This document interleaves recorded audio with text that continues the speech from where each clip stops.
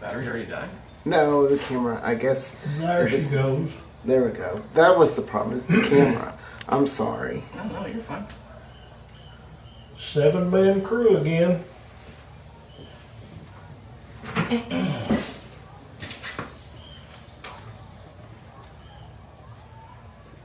And from what I saw last week, we could get by with a 5 because it wasn't that pass happy we've been used to. Yeah, that's what I was thinking too.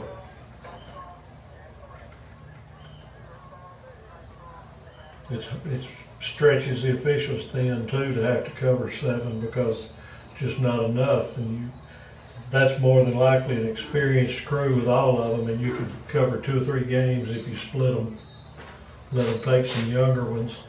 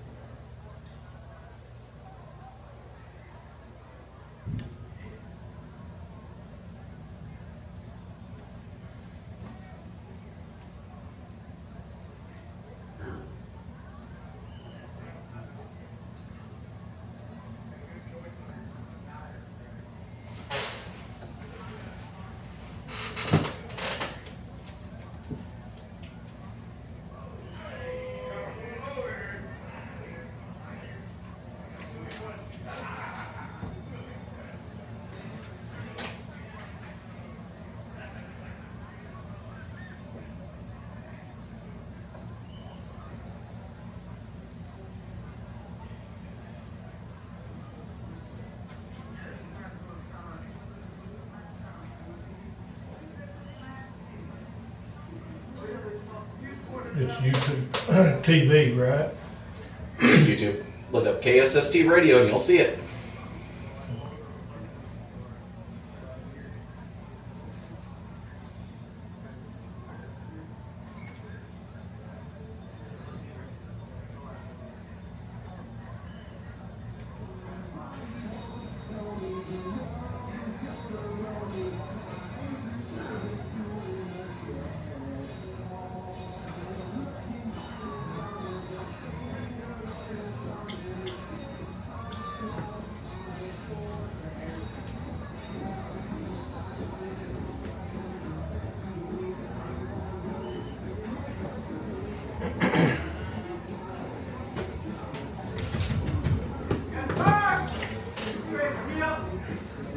Yes, sir. Ready to go. Yellow.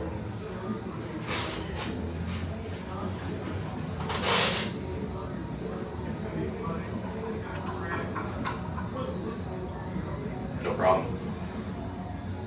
Welcome into all of our YouTube watchers here on KSST Radio, bringing you the Wildcat football team's second game of the season here at home, hosting Mount Pleasant. We'll get started with the true introduction here in just a moment, but welcome in.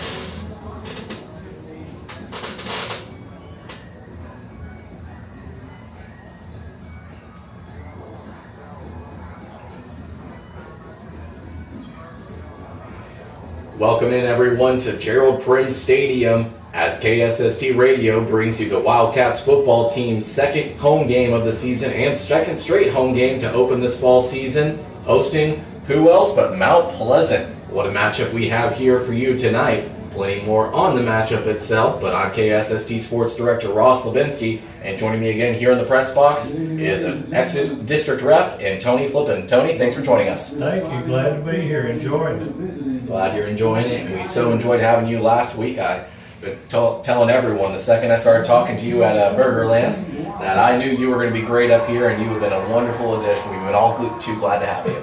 I appreciate it. It's fun. So, Wildcats football, again, here in their second straight home game. They opened their season with 2 straight home games, and we'll be talking more about how much of a home-heavy schedule it is. But in the second straight home game, they host Mount Pleasant, and what a matchup. The first time these two teams have played each other since 2018, and on top of that, both teams are 1-0, so quite a way to kind of reinvigorate the rivalry. Don't you think, Tony? Absolutely. This is, me being an old head, this is the game of the year for the people like me that grew up this way. And what a fun way it is to host this game, and Sulphur Springs fresh off getting a season opening win just last week against Jacksonville, and the Indians were picked to win by 5 on Dave Campbell's Texas High School football, but the Wildcats, well, they beat that spread and some, beating Jacksonville by 15 points, 21-6, and what a win that was last week. I mean, not only was the offense able to get 3 touchdowns, and Coach Brandon Faircloth said he wasn't totally satisfied with that, but we'll talk more on that later.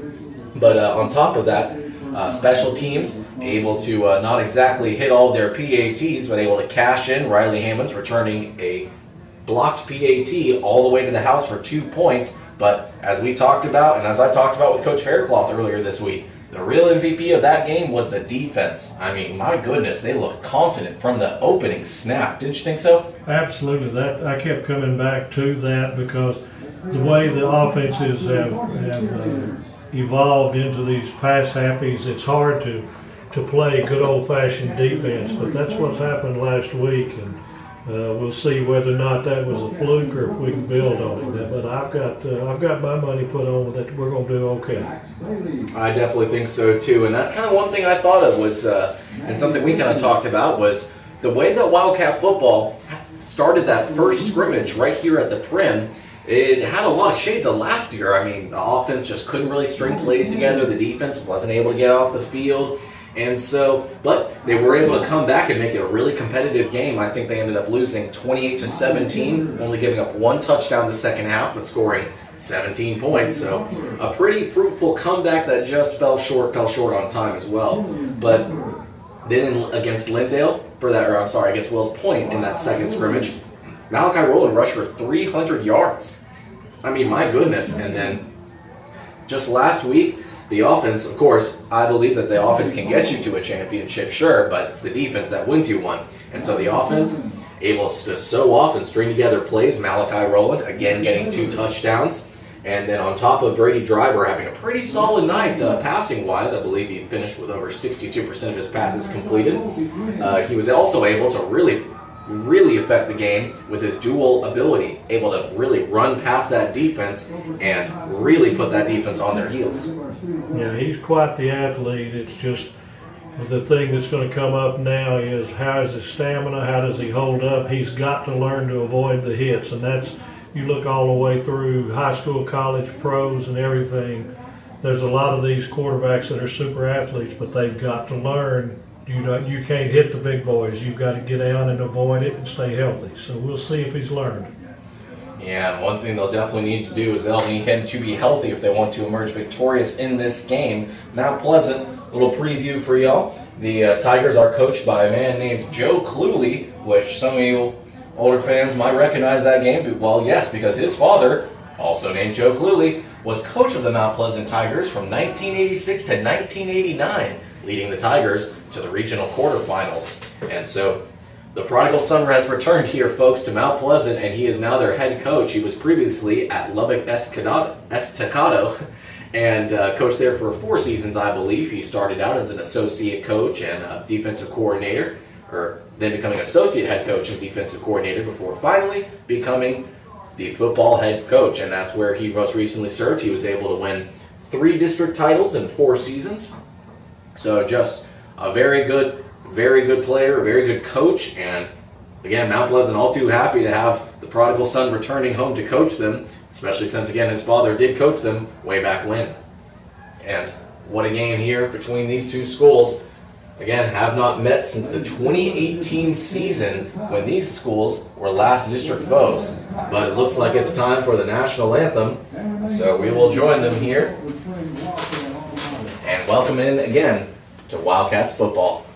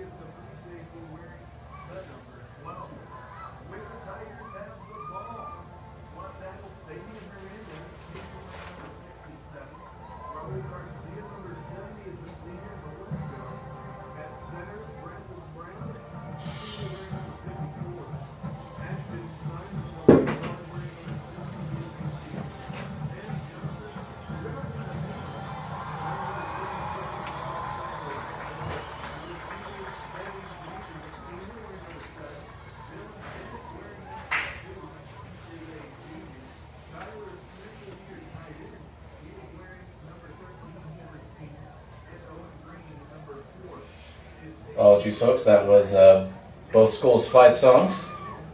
Ladies and gentlemen, on your feet, hands together, voices raised for your Sulphur Springs Wildcats. And here come your Sulphur Springs Wildcats screaming onto the field last week.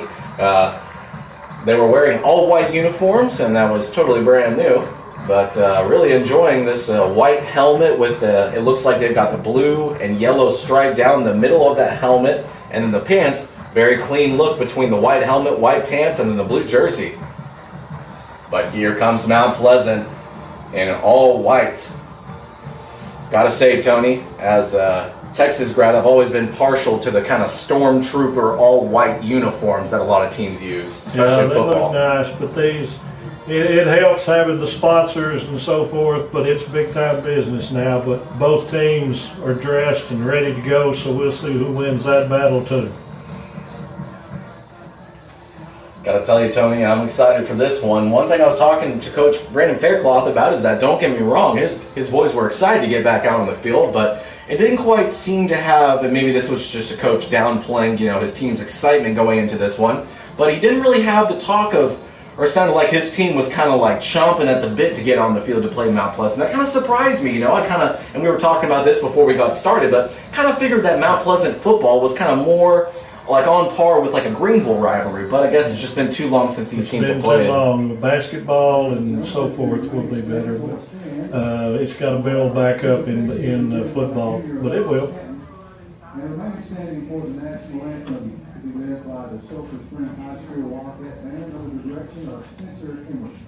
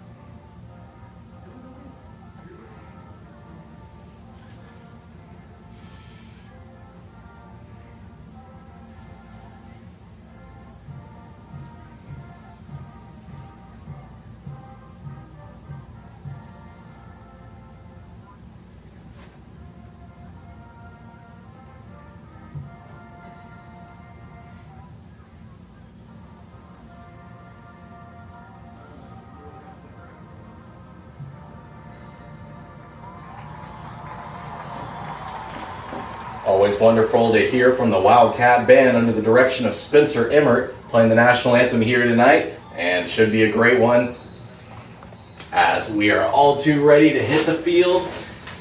Captains for tonight for Sulphur Springs are number 2, Cooper Faircloth, number 27, he's not currently on the roster, 45, Luke Caton, and 48, Matthew Clark. For Mount Pleasant, just 3 of them. Looks like number 1, Mason McMinn. Makes sense, he's one of their dynamic players. Looks like Dylan Bennett. A little bit hard to tell, admittedly.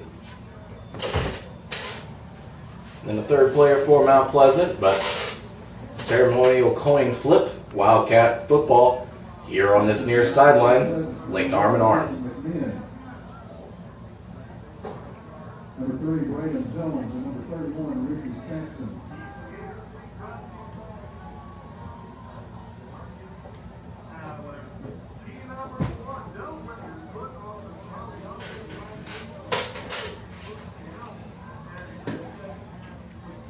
It's actually going to be a little bit hard to see the numbers on Mount Pleasant. Those are classy looking uniforms, but there's not a lot of contrast.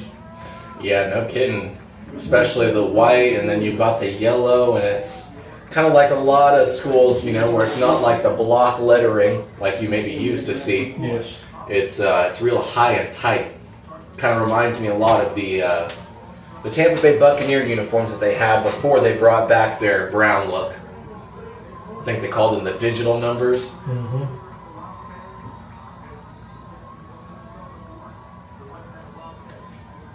But captains, wishing the other captains best of luck here in this game, and we are ready to get underway. So I said that was number 2. It's actually number 3, Braylon Jones, another captain on the defense. And then number 31, that's Ricky Sampson. So Mount Pleasant won and deferred, so Sulphur will get the football first. That's the common way of the coin toss these days, is everybody wants to have that option of for getting the ball in the 3rd quarter. So stayed with the program right now. Just about, it's probably 85% or better defer now. Well, and it makes sense. Yeah, it seemed like, I can't exactly remember which one it was, college or professional, but there was a time there when you demanded the ball first. Like, it just was inconceivable. Absolutely. To give up that first possession. Pro ball was that way forever. College ball, for the most part, it was more common in high school, but pro ball, it was an absolute. And even, you know, with the high powered and the millions of dollars being spent, and they're still deferring. Everybody's wanting to get that field position and a possible turnover. Well, and now what a coach can do is if they make a really lousy call, like, oh, I don't know, like going for it on 4th and 1 on your own, like 34, they can just say, oh, well, that's what our analytics said. That's right. So they can kind of fall back on that one. But Mount Pleasant kicks it away to Sulphur Springs, and the 2nd game of the season here is now underway. Number 15, he takes it up the far side. He's got some green grass to work with. He's got a lot of room to work with. He's at the 40, 45, 50. One move, and ooh, that was the puncher that got him. But not before he could get to the other side of the 50. And if you can't tell, folks, that's got the crowd pretty excited here to start this game. There's about 50 yards, and he set himself up, took a patient route, and let some blocks develop, and it was just an all-around good return. Nice start. Very nice start, and a great return from Jackson Hare, the freshman. The freshman. Here but on now this we were talking about field position in that one play. Field position, Mount Pleasant lost their edge, so now we need to capitalize and go from here. Absolutely. A field goal just, while you're never going to say no to points, you want to capitalize the best way you can, get a touchdown. Brady Driver handing off to Malachi Rowland. He tries to get it in between the tackles, but quickly he's met by a sea of bodies. Mount Pleasant only gives up 2 on the run.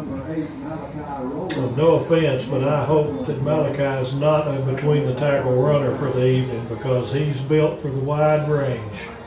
No, and you're definitely right. And we saw a lot of that in the Week 1 win over Jacksonville. I mean, so many times it seemed like he would be almost taken down, or a defender would have him locked up only for him to kind of squeeze and get through it, break outside. Fakes the handoff. Driver will keep it himself. He's at least 10 yards, well, pretty close to 10 yards as he gets inside the 30. Yeah, you're exactly right. 10 yards it is. Now inside the 30 at the 25-yard line. So Driver, just like last weekend when she got 80 yards in the win over Jacksonville, establishing the tempo with his legs. And he went as far as he could, delivered a little bit of a blow, but he figured he was going down too. So that's a good sign to me. I want to protect him. I want to get what I can, but I want him to play the game. No, absolutely. And I think that it definitely surprised us, and I think it surprised a lot of fans here to see Driver run so much. But Sulphur Springs going to take a timeout, and we're going to take a timeout with them. When we return, more Wildcat football here in their first drive on offense.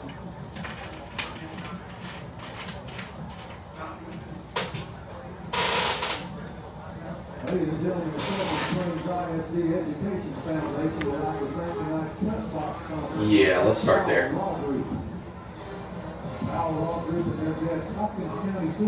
Is the crowd mic better? A little bit. Welcome back to the Brim, folks. It's the Wildcat football team's second home game of the season, and to start this second game against who else? Mount Pleasant. The Wildcats football team gets the opening kickoff and just about broke it for 6, but instead taken all the way inside the 35, and now Sulphur Springs faces a 1st and 10 at the Mount Pleasant 25. That was a good timeout. Something was wrong in the alignment, and take that timeout instead of losing it. Cooper Faircloth, though, all alone on the left side, and he is able to get what's got to be 6 yards. Yeah.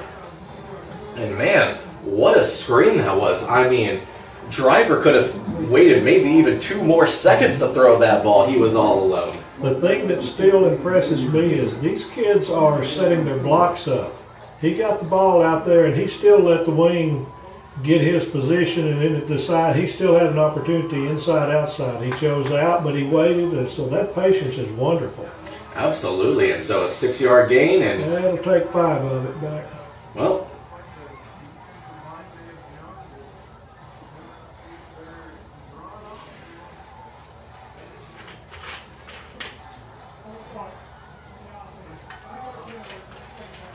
so it is indeed a false start. It erases what was a really nice game by Cooper Faircloth, and now Sulphur Springs faces a 2nd and 11 from the 26-yard line.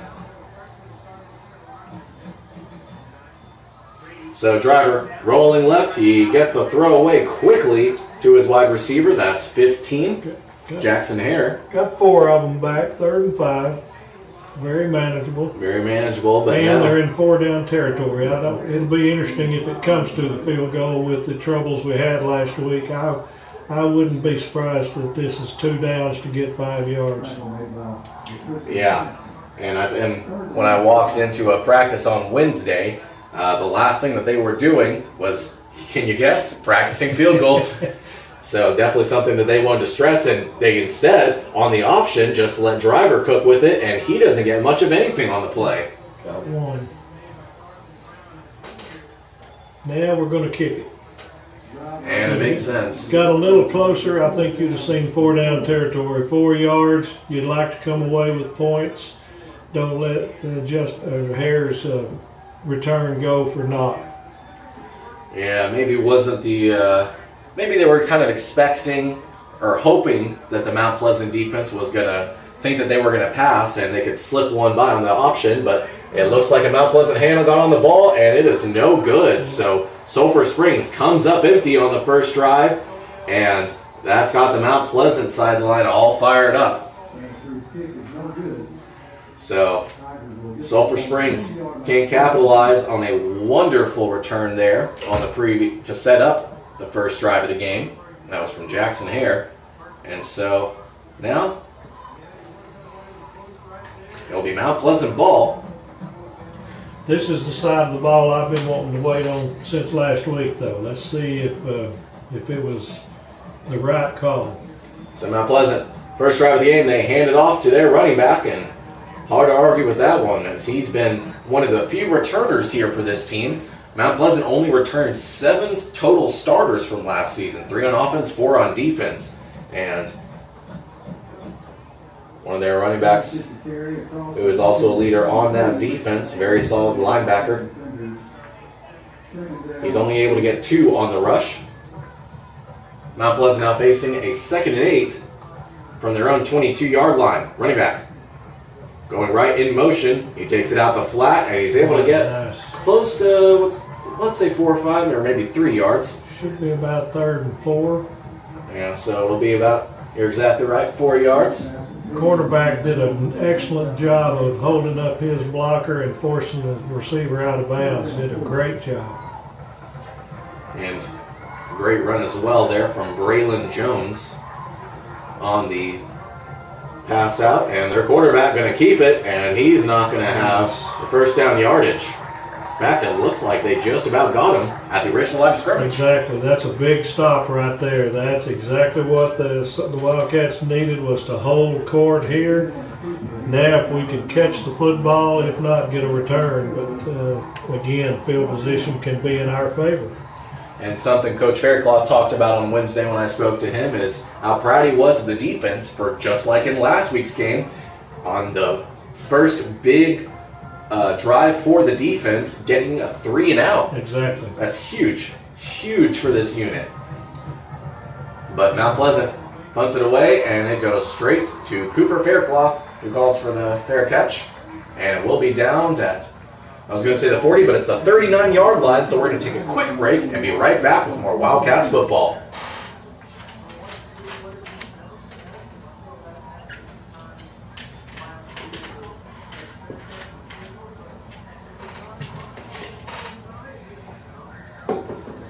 Send it back to me after this one. Yes, please.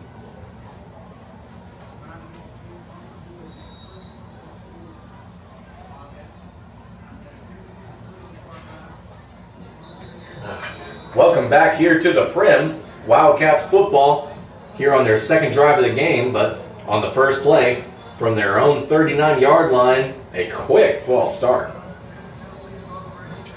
Definitely not what an offensive coordinator draws up when he is scheming a drive. No, not at all. So after the false start, it's a 1st and 15 for Sulphur Springs. They hand it off to Malachi Rowland, and he has a little bit of room to work with on the right side of the line, but nice little gain of medium of 4 yards, so 2nd and 11 now.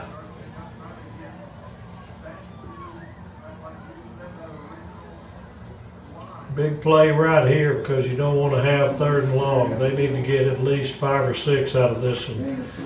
Let's see if we're going to do any of those little slants or button hooks that were very successful last week with Brady throwing really nice footballs. 2 wide receivers left, and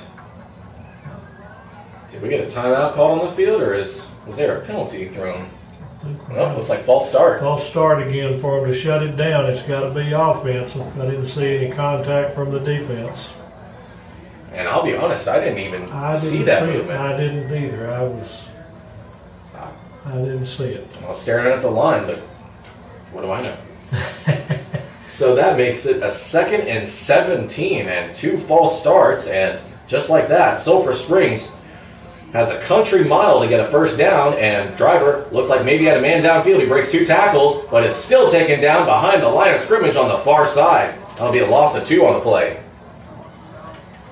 We're going the wrong direction. This is, you're going to see a running play and no turnover here. Yeah, if Jason Garrett were still coaching the Cowboys, this would be time for a halfback draw. This would be a Witten 2 and out. I saw something really funny once on Reddit, and I think it was when Jason Witten retired, and a Giants fan was like, Jason Witten just retired, yet somehow he's still running 15 yards down the seam against us. And I thought that was one of the funniest things. Him against the Giants, that was just an assured thing. Driver keeps it himself. He breaks a couple of tackles, breaks another one. He's got some green grass, and he's got a first down. Wow, he stays in bounds for a gain of what's got to be close to 30 yards. That's why they didn't call me to be an offensive coordinator, because I would have run the football, but that was a run-pass option, and it took an exceptional athlete, and he really did a good job with it. That can be an early game backbreaker from Mount Pleasant. Well, and the good thing on that play from Driver is that he went through his progressions. He looked downfield, he tried to get to somebody open, but just did not have the time, so quickly he takes off with it, and Driver gets a low snap, and he's going to try and make something out of nothing, and just at the last moment is able to throw it out of bounds. And it looks like maybe we've got some John going down on the field. Yeah, a little bit. And people don't realize how good of a rule it is where when you're out of the pocket you can throw it away. That has helped the game of football, because sometimes you just got a bad play, and you still got to go through your projection and know how you want to go, but it allows that, and you start over.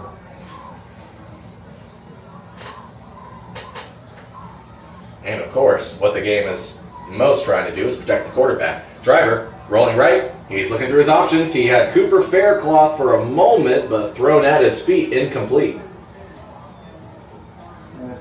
3rd and 10. I'm not going to call any more plays.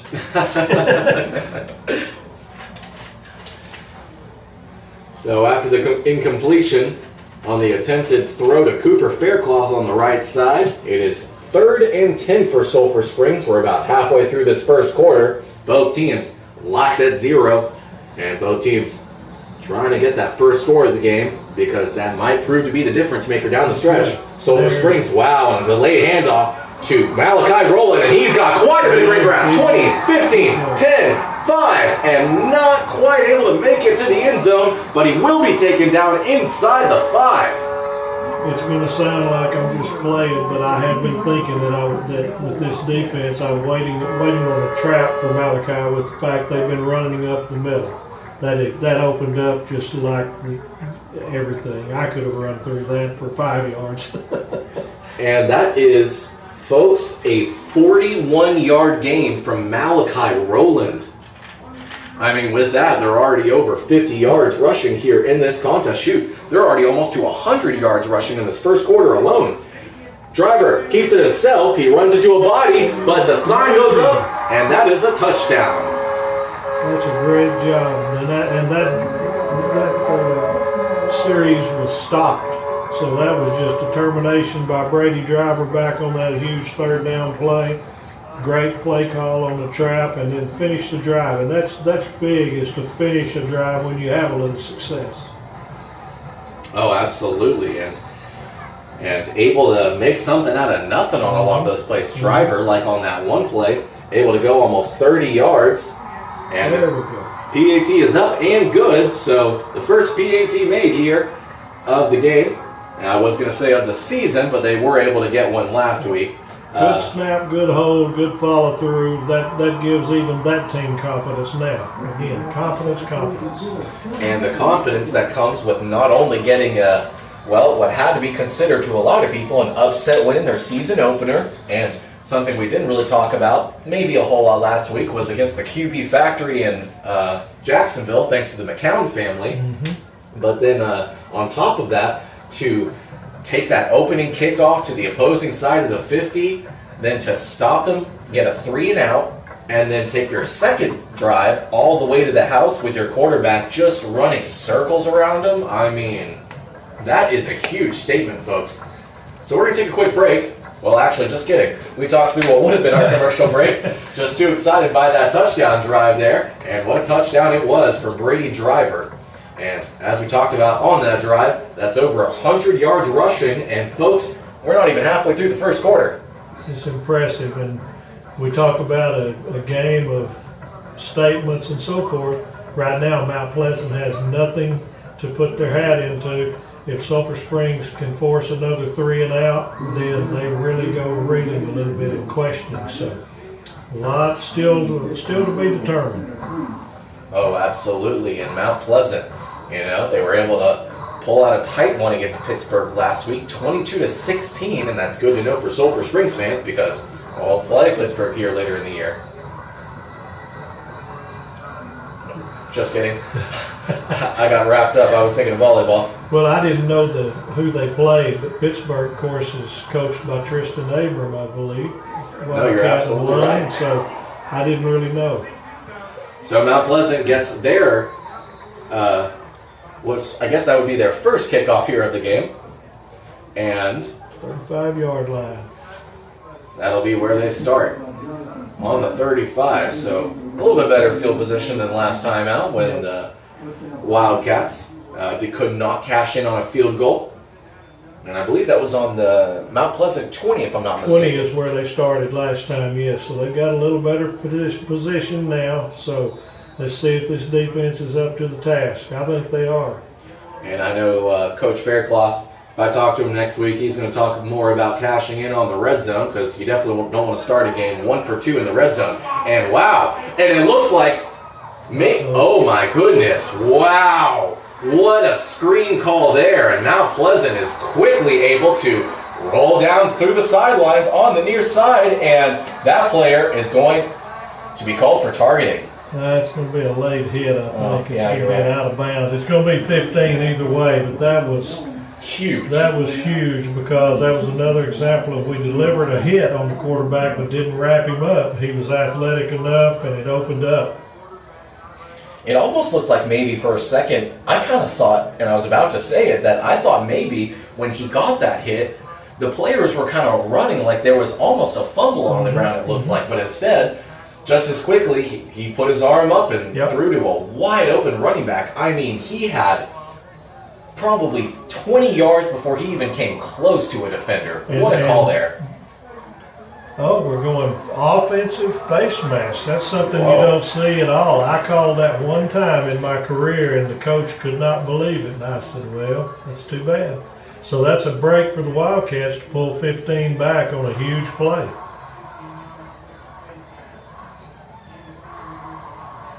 So now it'll be a 1st and 10 from the Sulphur Springs 38.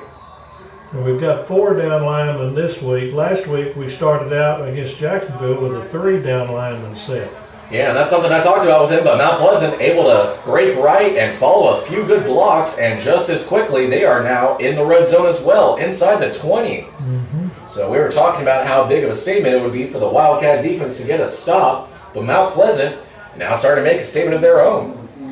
So we'll keep a watch on that 4-man versus 3-man, because if you get the 4th man in that defensive line and you can pin him where he doesn't have pursuit, it opens up. And with a 3 down, you've got your linebackers that can get wider. So we'll watch that develop. Low snap. QB gets it and not able to hook up with his wide receiver on the far side. Quarterback's got good mechanics for Mount Pleasant too. I've been impressed with the quarterback play for 2 games. All 4 of them I've seen.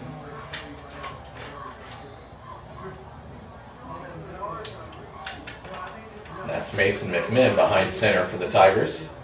He faces a 2nd and 10 for his offensive unit, and once again handing it off to Braylon Jones, not able to wrap up, but quickly taken down by a second wave of defenders for it'll be just about a game of 2. Good pursuit and gang tackling. That's what it takes. And off with the Barksdale, he hit first. So now, a 3rd and 8 for Mount Pleasant, and we were talking about how on the first drive for Sulphur Springs, maybe it was 4 down territory. What do you think about Mount Pleasant here? Same thing. I think they've got to get at least 5 or 6, or else they'll try to kick it. McMinn rolling right. He's looking for options, but he is taken down. Lost one. Yep, that'll be a sack. So I think, and here comes the changeover. I think you'll see a field goal attempt here. Sulphur blocked an extra point last week, and I heard during the week it was Bo that did that, Bo Loggins. So let's see if Bo can get in there again, number 21. Coming out to kick the field goal is number 4, Owen Green, for the Tigers. He will try and put the first points on the board for the Tigers. He's the holder. I can't see the kicker's left foot from a 34-yarder. There it is. There it's blocked. And Sulphur Springs, maybe not don't fall on it, but either way, it is no points for Mount Pleasant. So 27 blocked it, and he's not on the roster. We've got to get a little updated roster. We've got to be able to give these boys some praise. But that was a great job of getting through. And like you say, it doesn't matter who recovers it, the ball's coming over. So that's a great statement. They gave up, they bent, they did the old rubber band trick of bent but didn't break. So let's get the offense back, see what they came up with this time. So the ball will be placed at 23. Yep. Goodness. Let's call it the 22.5-yard line. That's where Sulphur Springs will start. But the Wildcats, now we'll see if they can't turn a blocked field goal into more points. They hand it off, and wow, Mount Pleasant just swarmed to that left side of the line. I mean, that's a loss of 2, it looks like. Mm-hmm. With no misdirection, Mount Pleasant's defensive line is doing a good job. Yeah, it seemed like on that touchdown drive, the last drive for the Wildcats, they weren't really able to run unless it was kind of on a play that just broke or no wide receivers were downfield, like the one that Roland took 41 yards. So they'll look for better results here. Quickly blitzing, but just as quickly he threw it to the left side and he had to fall down on it. It will be complete, but only for a gain of 3, it looks like. 3rd and 9. So just as quickly as Sulphur Springs gets the ball for their 3rd offensive drive here on the game, they face a 3rd and long at 3rd and 9. Got twin receivers out right here. Your slot receiver for a slant looks pretty good. Brady takes the handoff on the play action, and he just almost had a nice throw there to Jackson Hare, but just bounced off his hand. So it will be incomplete. Punt team coming on for Sulphur Springs. And Jackson will be sick about that till the next series because he'll tell you he should have had that one. It was a clear out route by Faircloth, and he cut underneath, and it was there, and it was a great ball. So they'll catch that next time. Yeah, that will, just like you were saying, a great ball. I mean, driver threw a laser there. I mean, just as quickly as he released it, it was in Hare's hands. It was, and he wasn't that open, and it was perfectly placed. Perfect. Uh-oh. Uh-oh. Over the head, and number 4 driver going back for it. He'll try and get it away, but instead throws it. No, he got it past the line of scrimmage. That should be a legal play. That should just be it's still going to be, it's not going to be a safety, but it'll be Mount Pleasant's ball at the 23, 24. Now we'll have to see what the call on the field is. It looks like that's what it will be. We'll see if they do it right. That's what it should be. That was a heads-up play by Brady. Yeah, really quickly.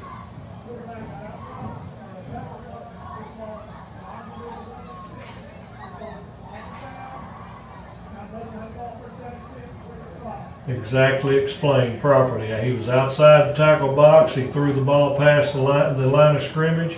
All that is an incomplete pass. The Mount Pleasant coaches are trying to get some points or something out of it, but they're not going to have it. Coach Cluley for Mount Pleasant, head coach of the Tigers, trying to make his case to the referees, but they don't seem to be having it.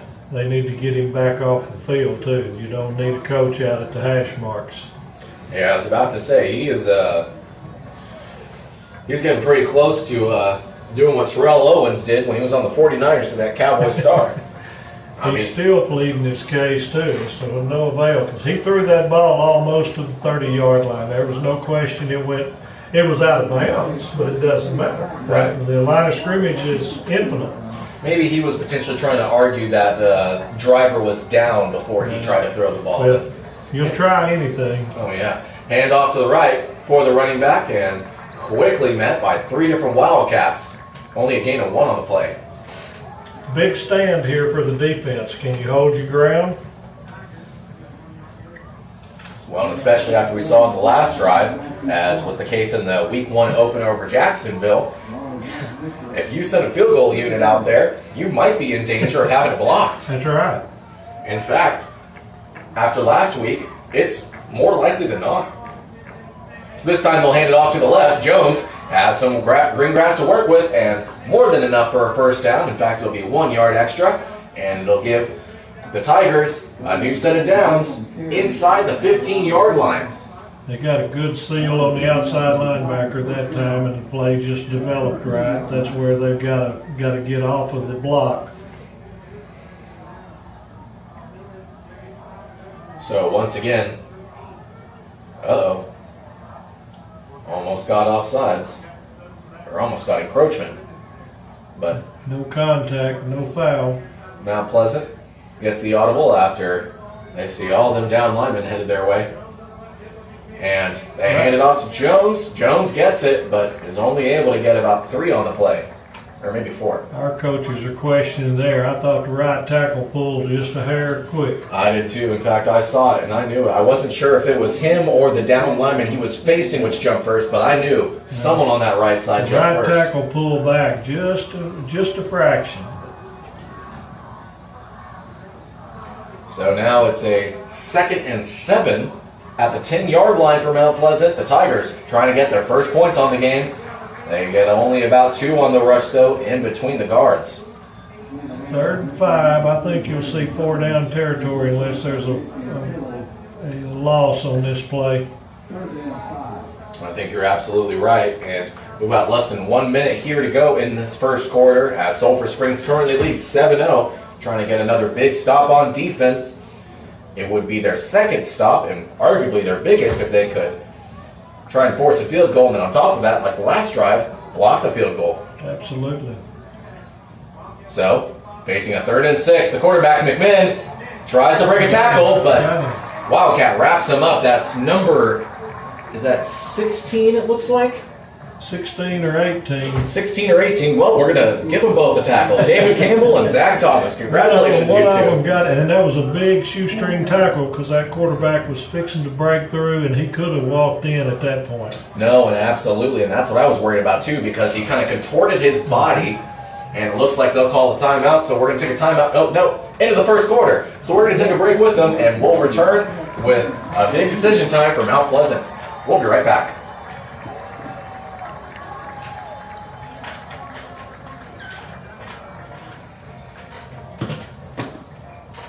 Man, that went quick. Not even 30 minutes for a quarter.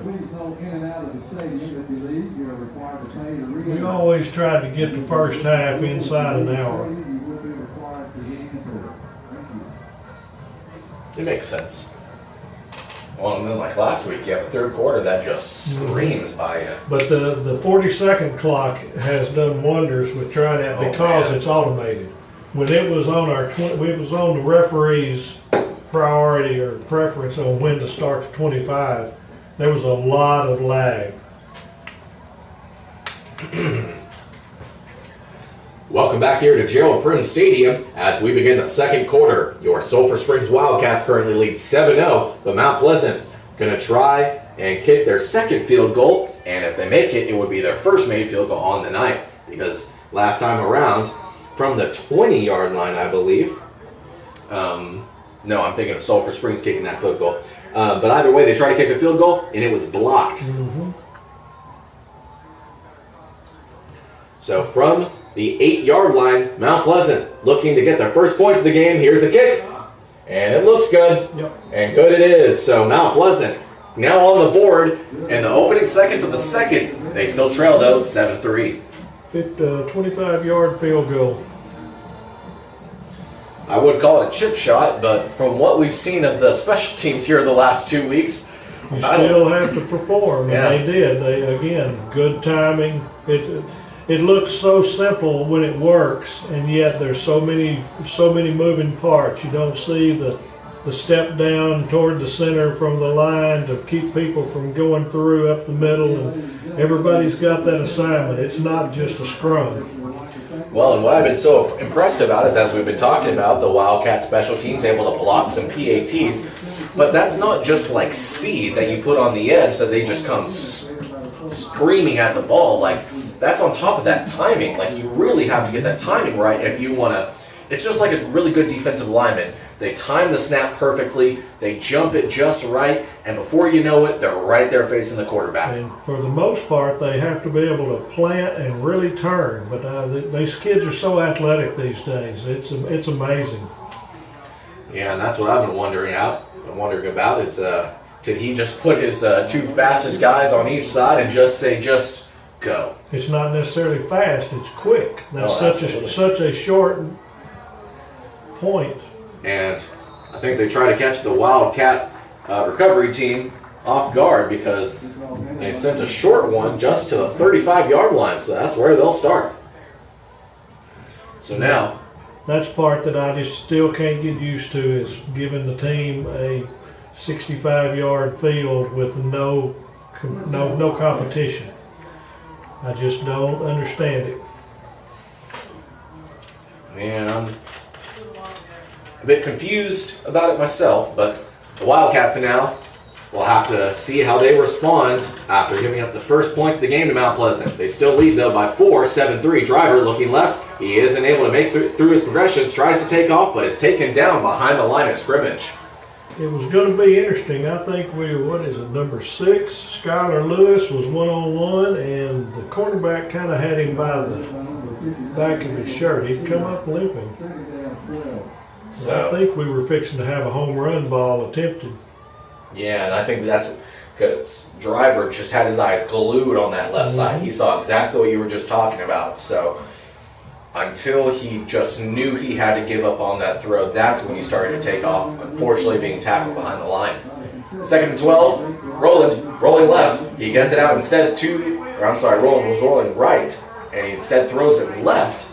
That's to number 5, C.J. Williams, and Williams is able to get a pretty good amount of that yardage back. In fact, it looks like he got about 7 on the play. Got about that, but he, with one little bit of time, and that one could have broke because he was going back against the grain, and if he had been a split second later, I think those linemen might have sprung him. We'll come back to that one. The misdirection is hurting the Mount Pleasant team. So a much more manageable 3rd and medium at 4. Driver, once again looking left. He was looking for CJ, but CJ just got caught up with that cornerback. Cornerback did a good job of staying in front of him, and with the ball not in the air, you can impede him, and that's exactly what he did. He just couldn't get loose.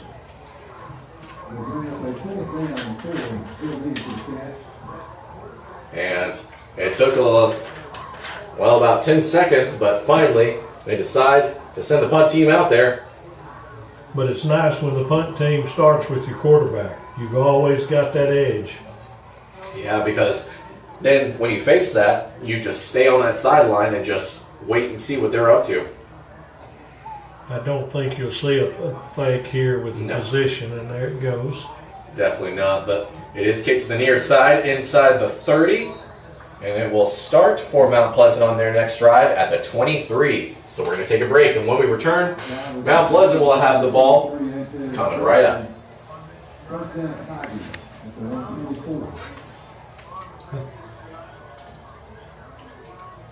Yeah, I think so. I think he fumbled that ball going down. I thought he did too.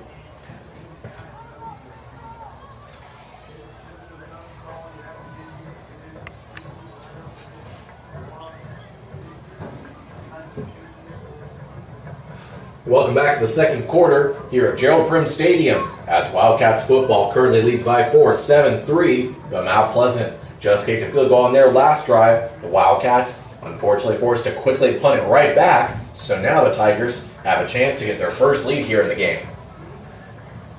But first they'll have to drive pretty good amount of the field. Braylon Jones gets the handout. He rolls right, but quickly met by those 4 down linemen and some. They stood up the lead block, and the pursuit got there. And that's, again, a very nice job of working inside out and working as a team. And everybody, if it goes away from you, they're not giving up. They're coming that way. That's coaching, and that's dedication. So they'll call it no gain on the play. 2nd and 10 for Mount Pleasant. They still are at their 24-yard line. Looking left, he's got a man, and it was a nice attempted breakup on the play, but Got about 5. Going to be 3rd and 5. Good job by the defender, one-on-one, held him up. Yeah. The troops came in again to help not let him get free. Yeah, I wanted to make sure. I'm fairly certain that was Riley Hammonds on the tackle. He even tried to break up the pass by, the classic defender move, swatting the ball down out of his arms. But he's in a lot of plays on that defense. And getting one of the interceptions of 3 from last week. And McMinn has a wonderful, another delayed screen and quite a bit of green grass before popping him on the far side. Nice hit. Player's got a good play out of it. He's got to come out of play, but that's a big first down. Just like the Mount Pleasant defense getting hurt with misdirection, Sulphur has gotten a couple of those screens that were misdirection, so got to work on that a little.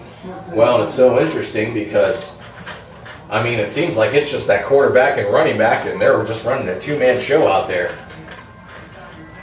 So Jones will get the handoff once again. He rolls left, and he's able to barrel his way forward for a gain of 6. Did a nice job of lowering that right shoulder and got his weight working and his leg strength, but just a good play for them, a good first down play. So 2nd and 4. After the game, 2nd and 4. Now on the Sulphur Springs side of the 50 at the 44-yard line. The delayed handoff. He sweeps right. And he's almost able to get the first down yardage, but he will be marked a yard short. Now we've got a Tiger down. So we're going to take a quick break and hope he's able to recover and get back on soon. 3rd and 1.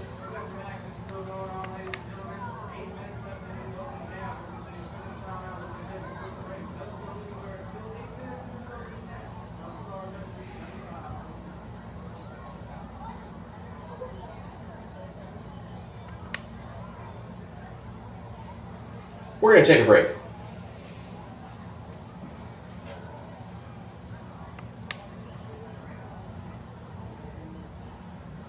He's getting that, just one.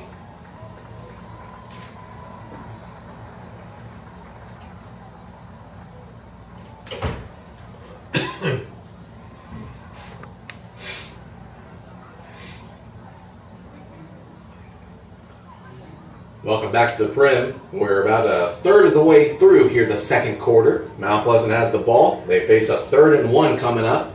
There was a Tiger down as to why we just recently took a quick timeout, but he was able to get off on his own strength. And so now Mount Pleasant coming out of the huddle facing a very manageable 3rd and 1.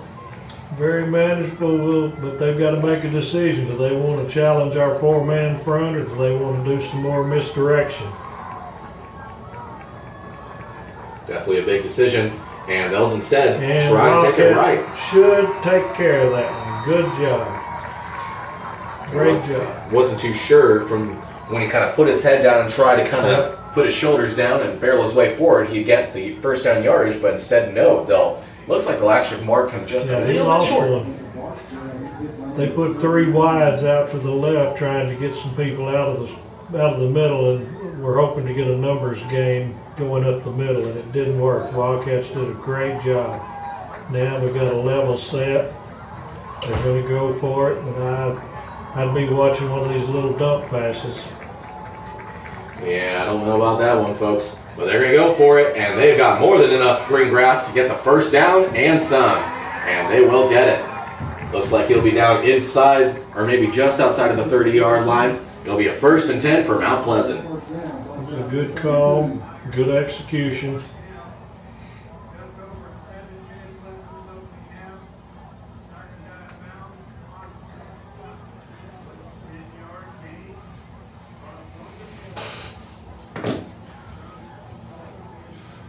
Seems like the bread and butter of this Tiger offense are screens and jet sweeps. And another jet sweep there, and getting quite a bit of green grass. In fact, 10 yards on the play. They're getting outside the tackles right now, so we'll see if that continues. But they didn't have much success so far in this game going end to end, so now they're doing misdirection and going wide, so we've got to make adjustments. We'll see. And what you're seeing now is now that the Sulphur Springs offense hasn't been able to string some plays together, stay on the field. Now you're seeing a lot of hands on hips for Sulphur Springs on the defensive side. Yep. It's a little humid too. Yeah, that's something I did notice today. It was very humid. I could almost see the moisture in the air as I moved my arms. But Sulphur Springs timeout, so we're going to take a quick timeout with them. That's something you don't see much anymore is the measurements with the fields marked so good. Yeah, just one.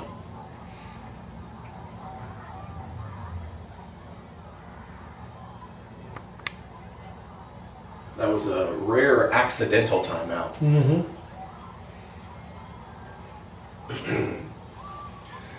Welcome back to the premiere, folks. There's just about half of the second quarter left here to go. Before halftime, your Sulphur Springs Wildcats lead by 7-3, but Mount Pleasant currently driving and have a chance to come away with scores on 2 straight possessions, something that the Sulphur Springs defense obviously hoping to avoid.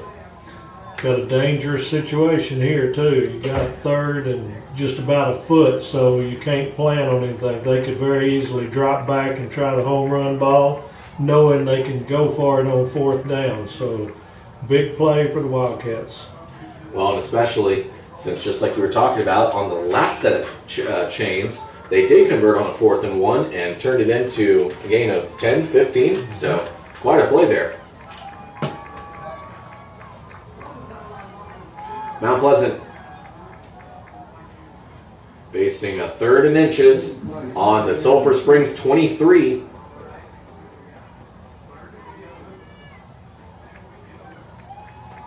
Hoping to take the lead for the first time here in this game. 2nd down. I thought it was 3rd, so I it's thought even it was worse. 2nd and 1, but Wildcat all alone getting to him, and the ball's loose. Wildcats come down with it. I believe the Wildcats got it. They did. They did. That's number 16. I think that's 18. Man, that is hard to tell. It is hard. Zach Thomas, quarterback, just tried to do too much there. You got to just shake it and take your losses every once in a while. So that's a great play for the defense. God, I thought that was 18, but they just said it was 16. Time to go get my eyes checked, folks. I've had mine and it's still not working. Yeah, it's the weirdest thing. Every time I go and see them, my eyesight gets worse. It feels like a scam. Okay, Driver there goes Driver. keeps it right. And he's got some green grass, folks. Ooh, that was a gain of 7, but I mean, all the yardage he got on that one, that was probably close to 20 yards traveled. It was designed for him to take it. So, yep, they'll call it a gain of actually 8 on the play. So, 2nd and 2 now at the Wildcat 40. Sulphur Springs hoping to reclaim some of the lost momentum. It looked like they were brewing for something special here, but instead, Mount Pleasant's been able to get back into it. But Malachi Rowland getting his first rush in what seems like quite a while, but gain of 5 and a new set of downs. Had a little bit of misdirection with the motion man coming and then coming toward the home side, and Malachi just went back toward the middle, and that worked just enough. Malachi's rush brings a Hooten's Hardware first down. Trip receivers over here. Driver rolling left. Pump fake. Tries to take off with it, and ooh, hit up high. That's the kind of shots you need to avoid.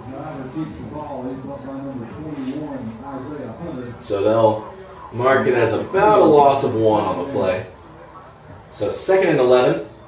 No, they'll mark it as a loss of 2. 2nd and 11 from the Wildcat 44 now.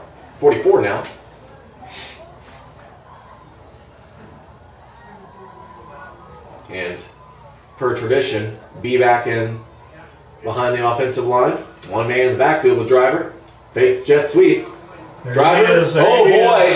Number 6 all low, 25, 20, 15, 10, 5. Touchdown, Wildcats.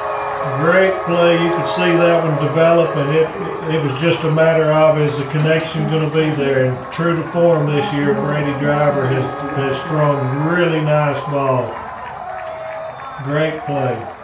Well, that is, if not the biggest play of the night, it's the biggest play here up to this point, as that makes it a 10-point lead as it currently stands for Sulphur Springs, now at 13-3. Mount Pleasant had 5 men. They had a blitzer over the center, so it was a numbers game, and the line held up. And that is a blocked PAT, but they'll try and scoop it up, but they'll mark it down. So once again, PAT issues, and it'll stay a 10-point lead at 13-3. We'll be right back.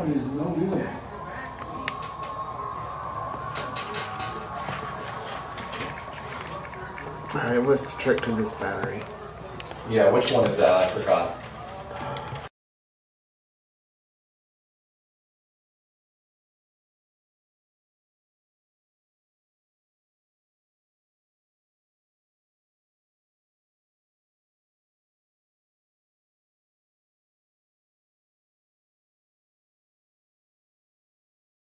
You could see that one develop.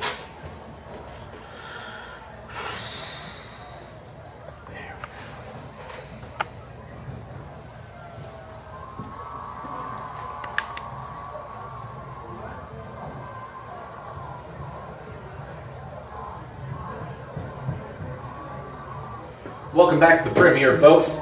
Meant to say before we went to commercial break that the Wildcats got a touchdown, and of course, Northeast Texas Farmers Co-op says, "Way to go, Wildcats!" But the touchdown, man, what a beautiful pass that was! A 44-yard pass to Skylar Lewis for 6 points. The ensuing PAT, though, was not as great, as it was blocked, as we've seen so many times here in just 1.5 games. In fact, not even 1.5 games. But just a great response to a Mount Pleasant drive that looks like it was going to amount to points. Exactly. The turn of events, and that's why we play the game. And you never know, that singular play. And that's one thing we talked about with Coach Faircloth, is I kind of mentioned that earlier in the game. He was so proud of the way his team responded when facing adversity, and Mount Pleasant trying to flip the side of the field. They've got a little bit of green grass, but not before being met by 4 different Wildcats. Good pursuit. They took it and tried to go weak side, and number 7 stayed with it and showed his speed. Riley Hammonds made a good from-behind tackle. Yeah, I can tell that player is someone who plays Madden, because the only place I would try and flip field on a kickoff would be a video game. But it's understandable why you would think you could do that, because all it takes is you get all of those bodies on the return trying to tackle you all to one side, and then you get a couple blockers in front of you, and before you know it, you're 30 yards downfield. And people don't realize special teams, sometimes you put some players that aren't getting as much playing time. You don't absolutely put your best athletes all the time. You have a blend, so you never know when one of those is going to take. So Mount Pleasant starts their drive on their own 34-yard line. He's got options. Oh boy! And oh my word! There was a man who, folks, there's no other way to put this. Moses parted the Red Sea for this player. I mean, he didn't have he had another teammate within 15 yards with him, but a Wildcat had to be 30? It was pretty bad. The closest man to him, when the closest man's to him is your teammate, you've got an open route, and that was one that he wants back badly. So, with Wildcats catch a break now, can they take advantage of it? So after the incompletion on a pass that would have been a touchdown, it is a 2nd and 10, nice. And a delayed cutback. Nothing but a tackle for a loss, and it looks like another Tiger. No, I was about to say he might be down, but loss of 2, 5 Wildcats in on that stop. It's a nice gang mentality. They're not trying to do the one-on-one thing. They're working as a team.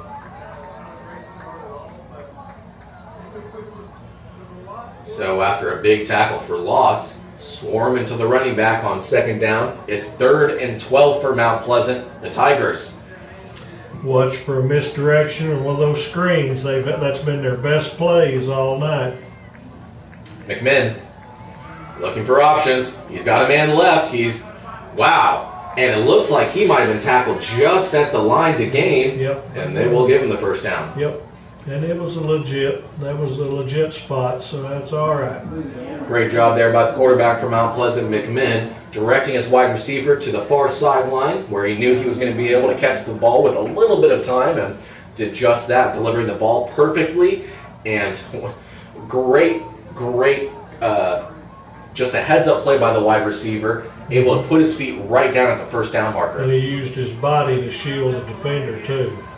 And running back here for the Tigers, rolling to the right side and able to get quite a bit of yardage. He'll get 5 on the play. It'll be 2nd and 5 coming up. That play took a little time to develop, and it still, when it was called, there were 8 Wildcats in the area. Very aggressive.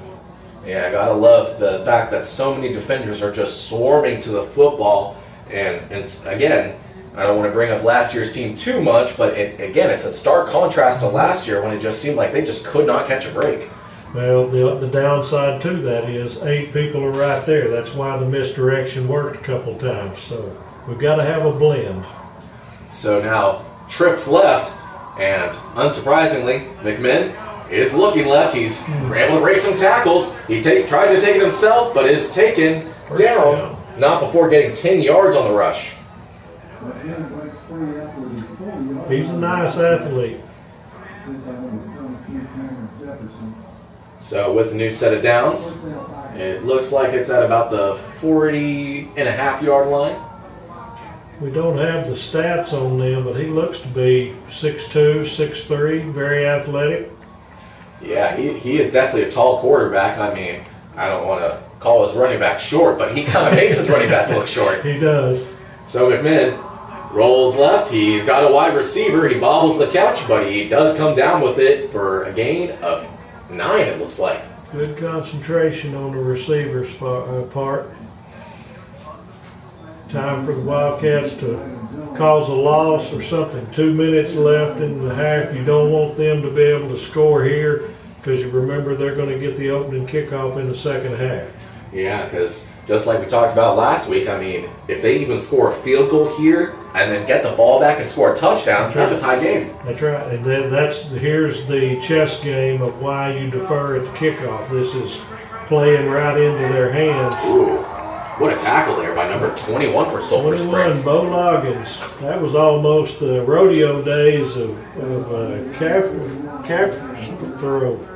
I mean, it definitely wasn't a horse collar, but it looked kind of like he just grabbed him all the way around him and just pulled him back down. Maybe like a WWE.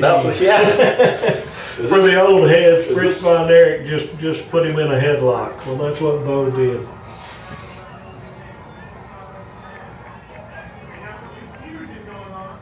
So after we got smacked down on that last play, it is 2nd and 2 for Mount Pleasant. Once again, McMinn looking for options. He's able to once again break some tackles before being taken down. He will get another 5 yards on the keeper, though.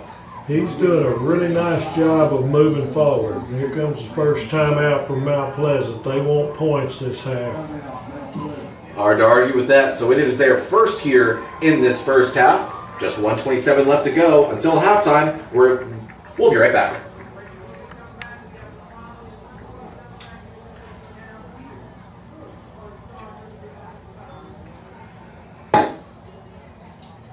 I imagine they're going to come right back out. So let's just do one.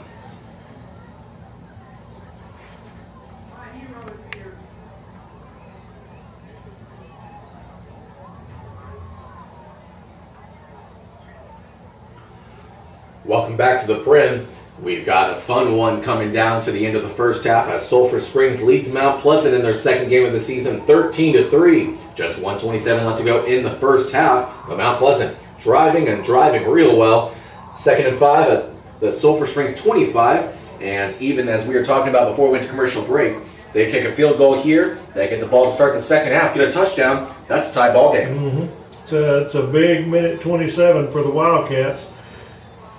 historically, you're fixing to see something. They're going to go toward the Mount Pleasant sideline. Everybody runs to their friendly sideline, so now it's going to be whether or not it's misdirection or power play. 2 wide receivers left and a tight end. Instead, they pass right, and a great deflection there by number 24, Jaden Nelson. Did I tell you that I'm not a very good play caller?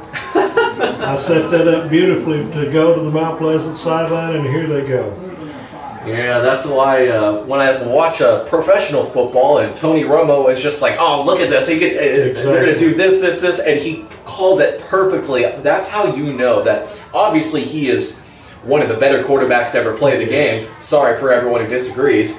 But that just shows your experience. That shows that you are a student of the game. Correct. A nice rush there. They tried the little dump bubble screen. He bounced it. That's a big play there. 4th down now, and I don't think they've got the kicker to make it right there. I think they've got to go for it, so it's a big down. Yep, and McMinn, their quarterback for the Tigers, is on the far hash line, and he is squatting down, and I think he and the rest of this offense expect a call to come out, but I think you'll see a timeout myself. Yeah. But they're sending the play in. But the extra point that the left footer made had a lot of spin, but didn't have a lot of power to it. Here comes your timeout. So, yep, you're exactly right, Tony. As you were saying that, I looked over and saw that there were only 5 seconds, so they're going to talk it over, and we're going to take a quick break, and when we return, we'll have the biggest decision of the night for Joe Cluley, Mount Pleasant head coach, coming up.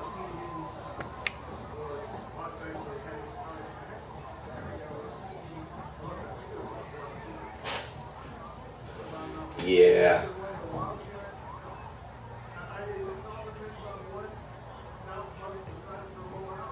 What's your daughter's name? Is it Ginger Terry? Ladies and gentlemen, some of the best timing and most intricate maneuvers to be witnessed on the field tonight. Welcome back into Gerald Prim Stadium. Big decision time for Mount Pleasant. Currently huddled up on the far sideline, Joe Cluley, their head coach, having to decide what his team will do. They trail by 10, and just as we've been talking about, they do receive the opening kickoff of the second half, so big decision. And you were talking about, Tony, with the blocked field goals we've seen here not only in this game but last week. It's definitely not close enough to kick a field goal for either of these teams. No, this is definitely go for it. And with only 4th and 5, it's not necessarily a home run ball. And a lot of teams will play somewhat of a prevent, and Mount Pleasant's just as good if they just make a first down. There's still time. Now Sulphur is going to call a timeout, and the chess game goes. They wanted to see how they lined up. So we'll see who makes the adjustment first. So it's another timeout for the Wildcats. That's their second of the first half, so just one remaining with 75 seconds left to go. We're going to take another quick break and be back here in just a moment.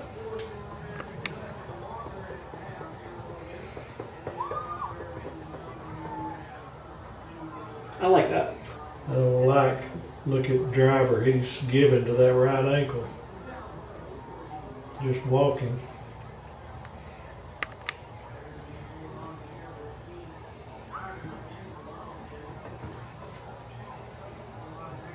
Welcome back to the Prim.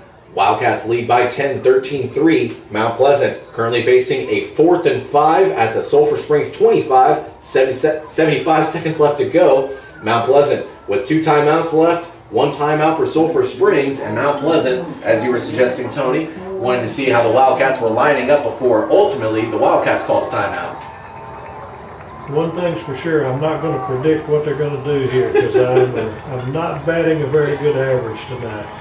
2 wide receivers left and a double fake, and flea flicker, man all alone, and he catches it before tiptoeing out of bounds inside the 10. What a huge play for Mount Pleasant. Well executed, the double reverse, the flea flicker back to the quarterback, and he made a nice strike, and the receiver was wide open. Yeah, me and my dad always joke that whenever our team is down bad against another team, we'll be like, it's time for a double reverse Statue of Liberty flea flicker. And he's like, yeah, time, and they did it. He's like, yeah, maybe I had a fumble Rooski in there. Oh, my goodness. Play there on first down. Wow. So on a 1st and goal at the 5-yard line, the quarterback McMinn tried to hand it off to his running back, but just one of those plays where you hand it off and immediately he is met in his tracks. 4-yard loss. That's huge, and the clock is running. Mount Pleasant has 2 timeouts, so that was just a really nice play. But as we've been seeing on this drive and the last, Mount Pleasant has had no shortage of good plays to go to when facing a crucial moment in the game. 2nd and 10 at the 10. They've got a wide receiver, and they've got a touchdown. Whole new ball game, folks. Now, the Wildcats just lead by 4 at 13-9, but I was going to say a PAT coming up, but we'll have to see what Mount Pleasant decides. They're lining up like they're going, nope. Oh boy, we've got a fun conversion attempt coming up here. The quarterback on the right side, and wow. No good. Well, the coach is trying to get a little too cute on the PAT, or the 2-point conversion try. That's a referee's nightmare with the swinging gate because you've got players lined up. You've got to have a certain amount on the line. Your eligible receivers are the snapper a lot of times, and I hated it in the pregame when a coach would say they run the swinging gate. Fortunately, the Wildcats foiled it there and kept their 4-point lead. And yeah, you definitely don't want to give up the touchdown on the drive, but even so, able to snuff out that 2-point play, just like you were talking about, and a 4-point lead for Sulphur Springs, and only 27 seconds and 1 timeout to play with, so probably just going to take a couple of kneels and let the clock drain out. Let's see if we might pop the return. They're probably going to pooch it, not expecting a return. You never know. If it opens up and we get one move, we could have a 30, 40-yard return, and then we'll have something to think about. Yeah, on that last kickoff, they had a very low arching spiral. I mean, it only traveled, goodness. You've got Faircloth at the 35-yard line. I would say that's probably about where it's going to go. No, they kick it deep this time, so they're trying to put the field, give us a long way to go. And quickly, that's our lucky number 27 with no name. What was it? Josie Outlaw, the man with no name? Something like that. I mean, that's pretty much who he is. The captain with no name. Because that is unfortunately one of the captains here. 27 seconds and 80 yards to go. This is where you take your medicine. Go to halftime. You've got the lead. You've got momentum from them not getting that extra point. I don't know. I think now it's time. You got to go tit for tat in terms of trick plays. I think they need to bust out a fumble Rooski.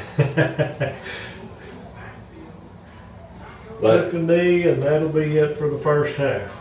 Well, that'll do it for the first half. So we're going to take a break and hear from some of our halftime sponsors. But when we return, it'll be a halftime analysis and the Wildcat Band coming up shortly.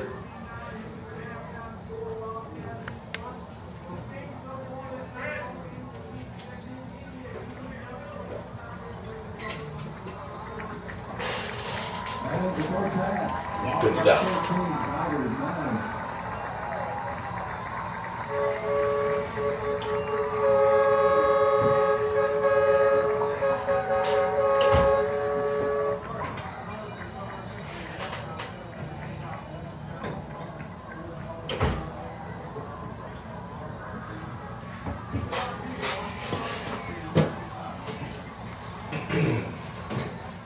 Good crowd. Yeah, sure is. That's my classmate.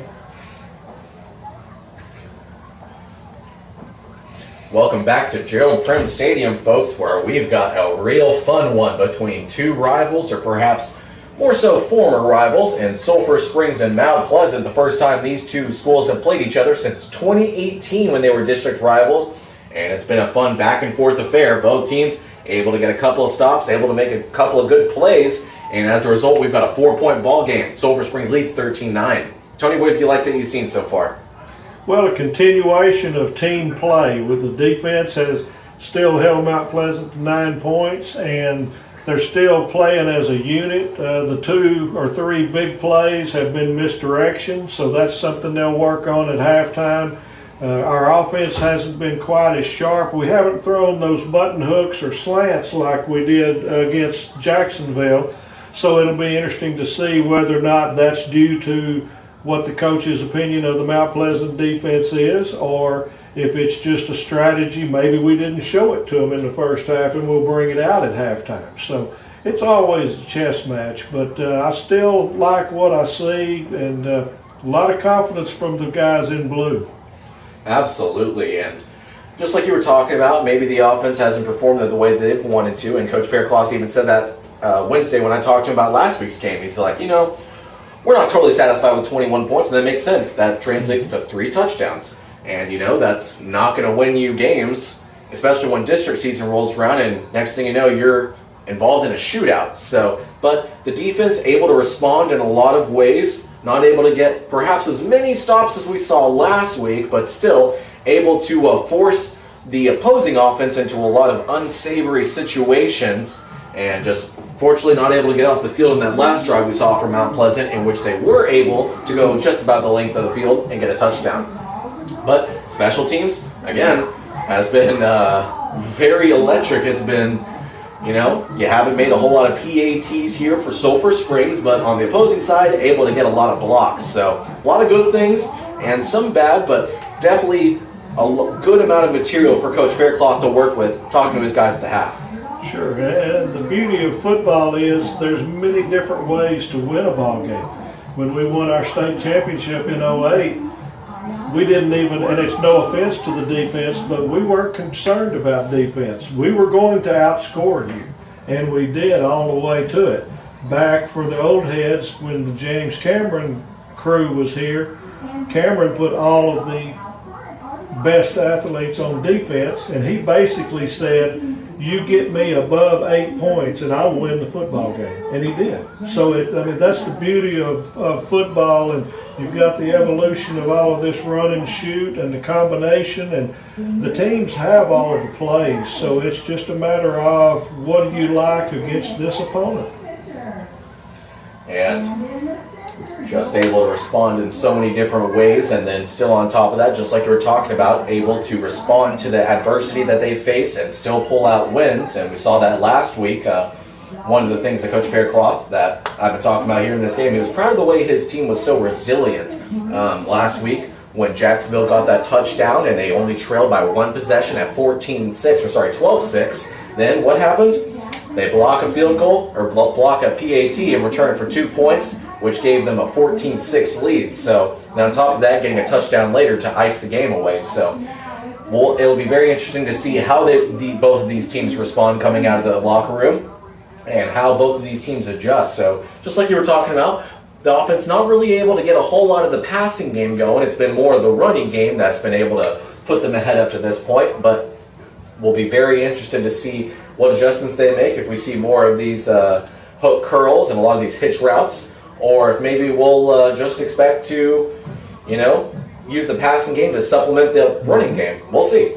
Well, and again, just like last week, we said Sulphur Springs was going to get the opening kickoff of the third quarter. We had seen nothing from the Jacksonville team, and we made the statement that if Sulphur goes down and scores 7, this game's over. We've got a half that we need to play, and we didn't do it. Okay, now we're reversed. They've made a little bit of a challenge right here at halftime, so it's an extreme importance for the defense to come out and put their best foot forward on this opening drive and not allow them to, they need a 3 and out. Then they're just like they did to start the football game. So that'd be a huge statement right now. And it's been a fun one as Sulphur Springs once again leads by 4, 13-9, with under 23 minutes on the halftime clock. Currently on the field are the Mount Pleasant drill team, having themselves a great performance. But we're going to take a break. hear from some more of our halftime sponsors. And when we return, there will be plenty more halftime discussion coming up.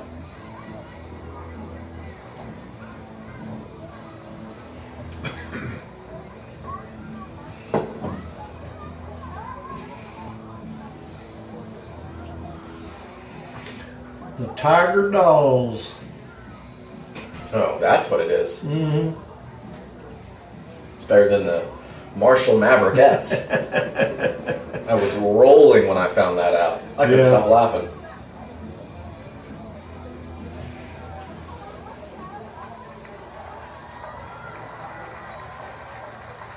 Ladies and gentlemen, get on your feet and give a round of applause for the 2022-2023 Mount Pleasant High School Tiger Dolls.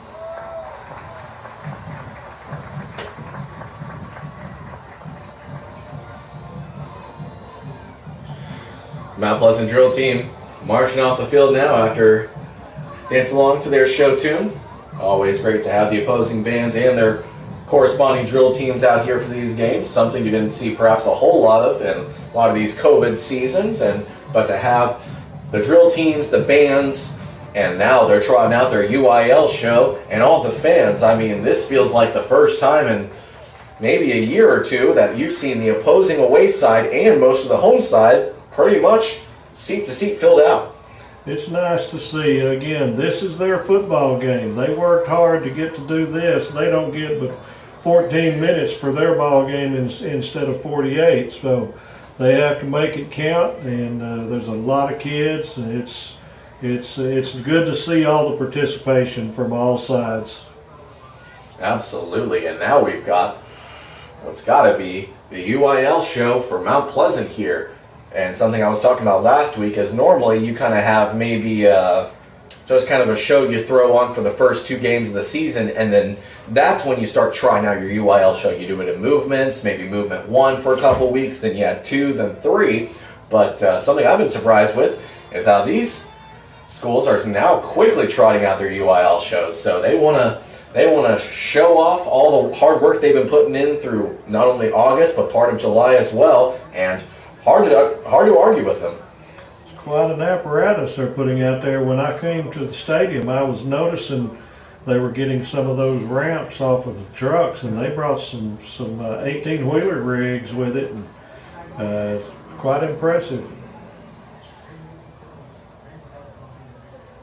Sulphur Springs Wildcat football here in their 2nd straight home game to open their 2022 season.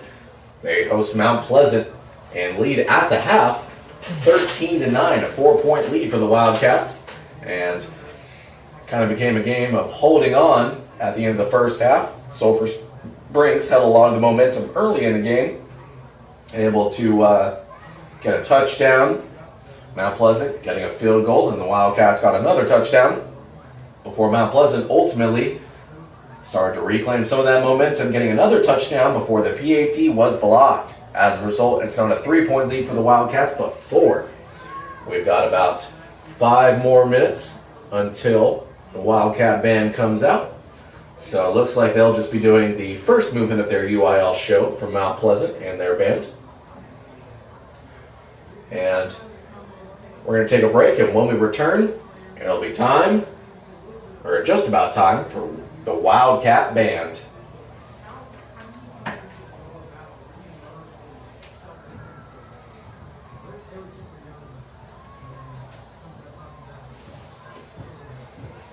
Hey James, I'm forgetting. Do we send it to you to commercial while the Wildcat band is out, or?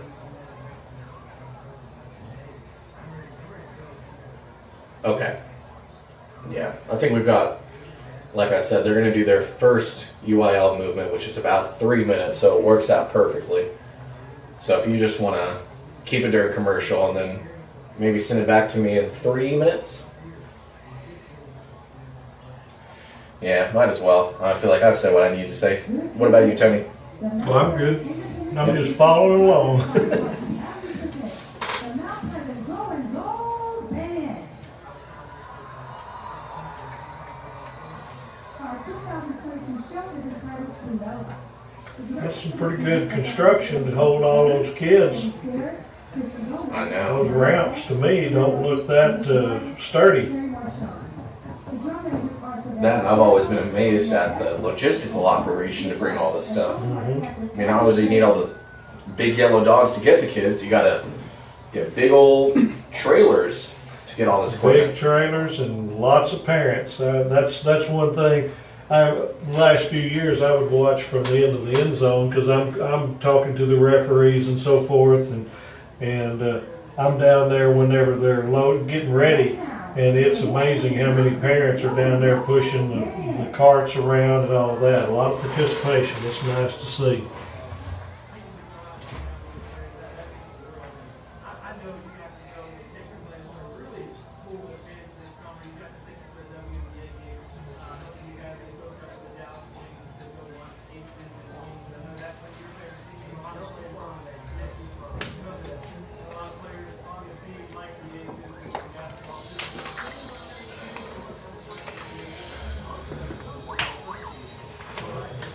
How's it going Out for a here? bit. Good.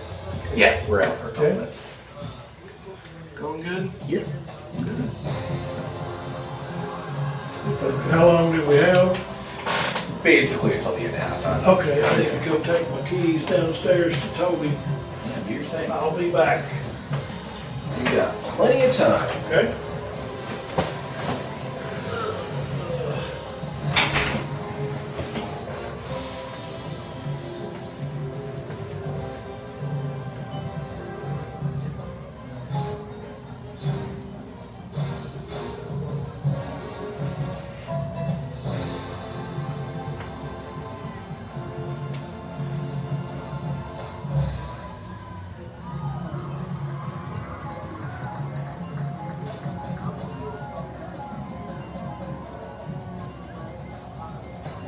Commercial breaks. Last week I could hear James, so I could know when to pause and unpause. I can't hear James and I need to guess, so that might be a little off. But That's fine.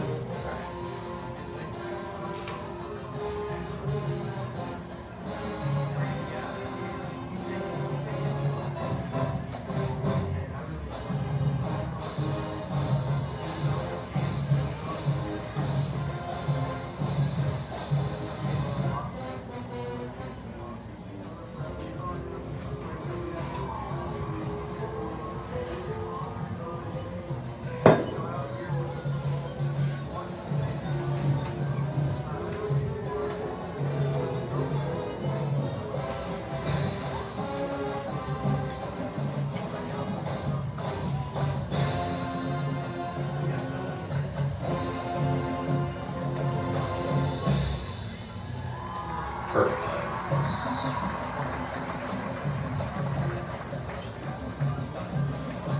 Welcome back to the half here at Gerald Prim Stadium.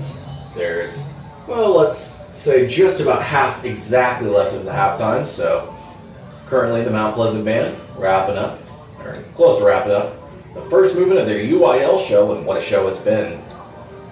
Always great to see these schools try out their UIL performances as a former band kid myself.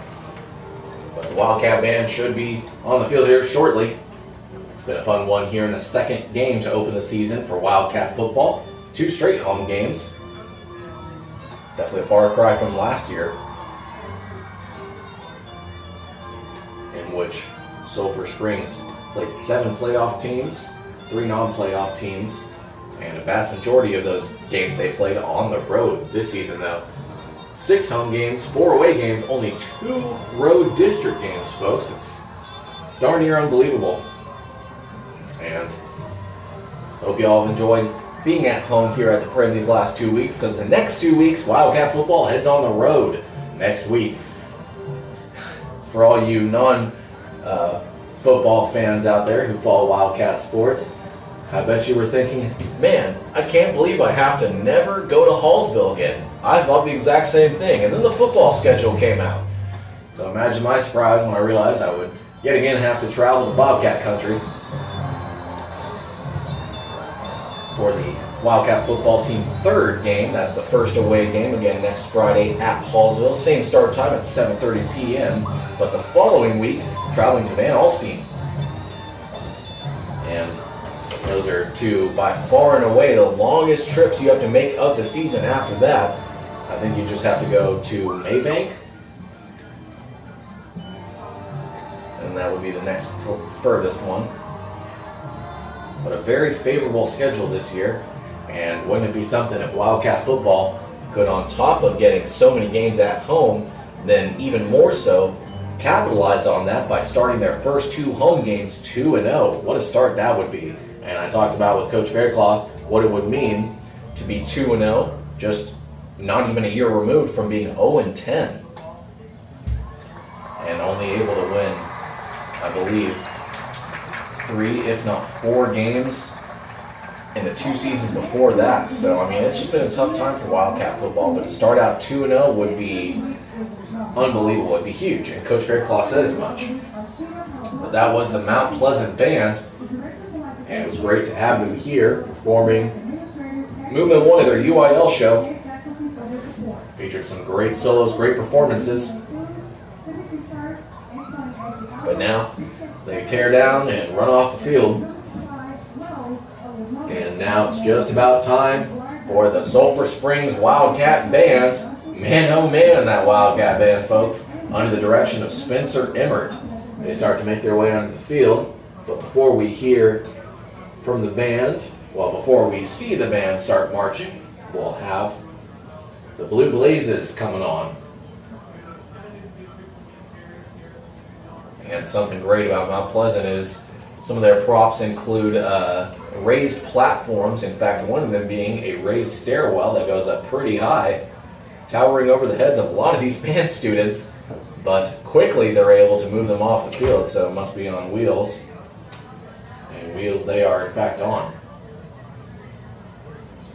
Definitely makes the moving process off the field easier, that's for sure. Once again, great show from Mount Pleasant.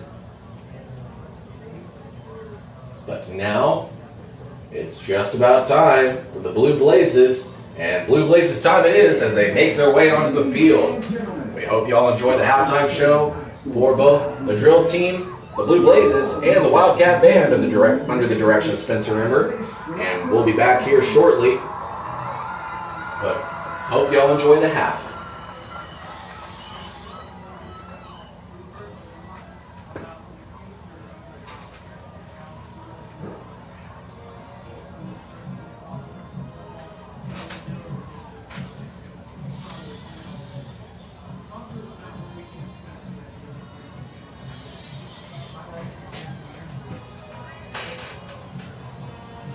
Did you have to use the tape again this week?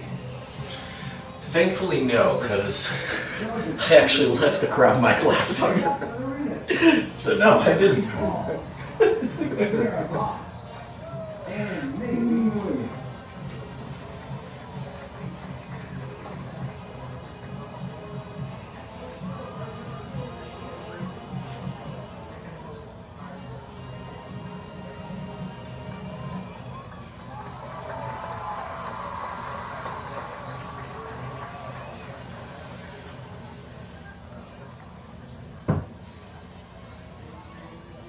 Officers for the 60th line are Junior Lieutenants Carter Charlton and Jackie Monroe. Senior Lieutenants Emily James and Sally Spraggins. Co-Captain Jocelyn Yanez. And your captain, Olivia Wood.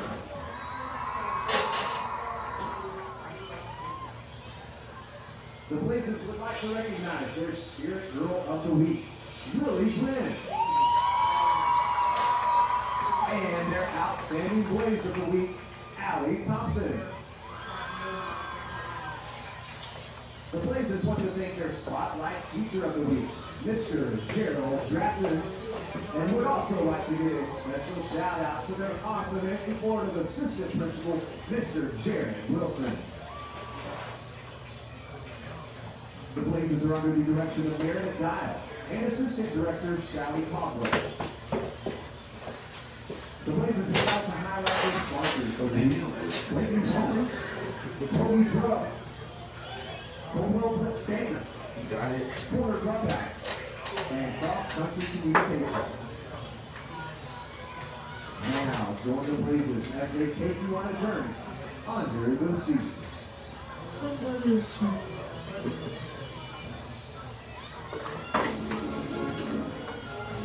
Get it?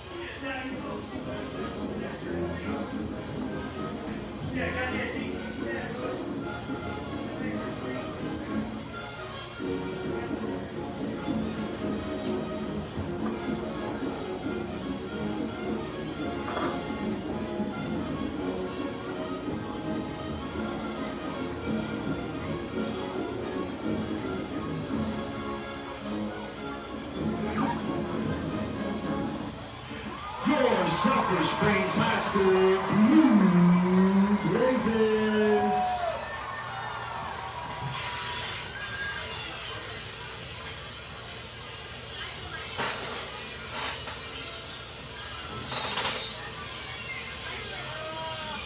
Ladies and gentlemen, here they come. Man, oh man, that Wildcat thing. The band is being led out to the field by senior drum major Catherine De La Rosa and juniors Catherine Starzik, Jeremy Resendez, and Lauren Bernard. The Wildcat band would like to recognize this week's section of the week and Spirit Stick recipient, the percussion section. And this week's band members of the week are Dylan McKinney and Giancarlo Giustato. That's messed up. Tonight, the Wildcat band invites you to come fly with us as we continue to take flight on another exciting season.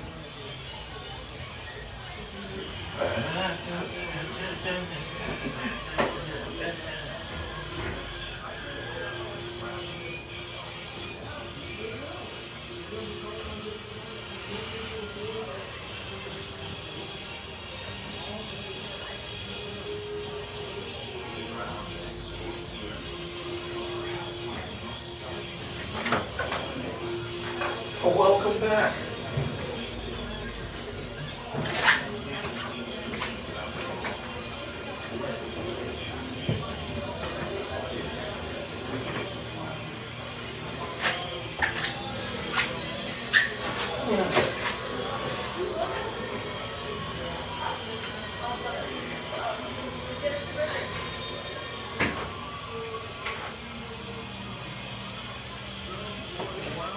Where is the restroom up here? Pressure?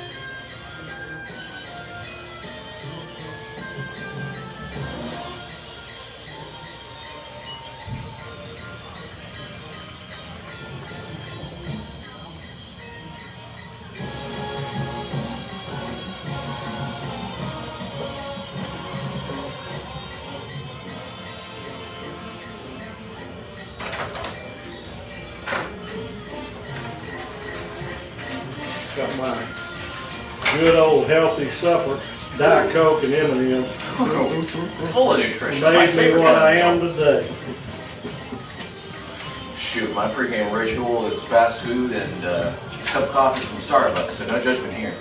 Well, of course, by having a hamburger joint, that's all I have. Oh, man. They sold 120 hamburgers tonight out there. Ooh. Yeah, if I owned a burger restaurant, I would gain about 100 pounds a day. I've actually lost 30 Really? in the year because I used to just sit on my butt in my recliner. Sure. And now I get up there and I wait tables and do stuff. And I worried about hamburger and fries were two of my favorite things. Oh, yeah. And I really worried about not liking it. It hadn't affected that. But I don't do it all the time like you think. Ladies and gentlemen,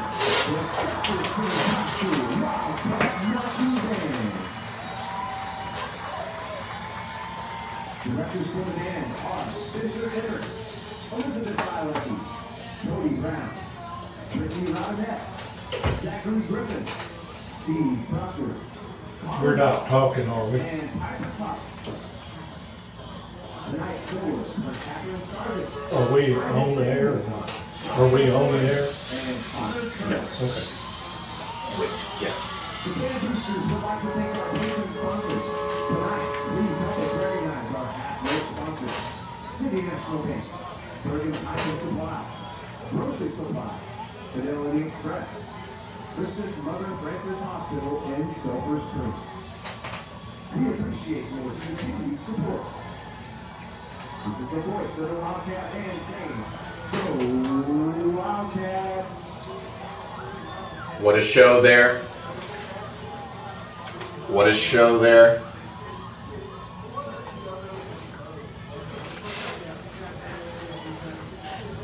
What a show there.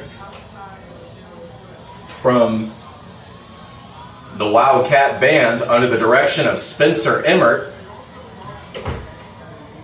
And man, was it a treat.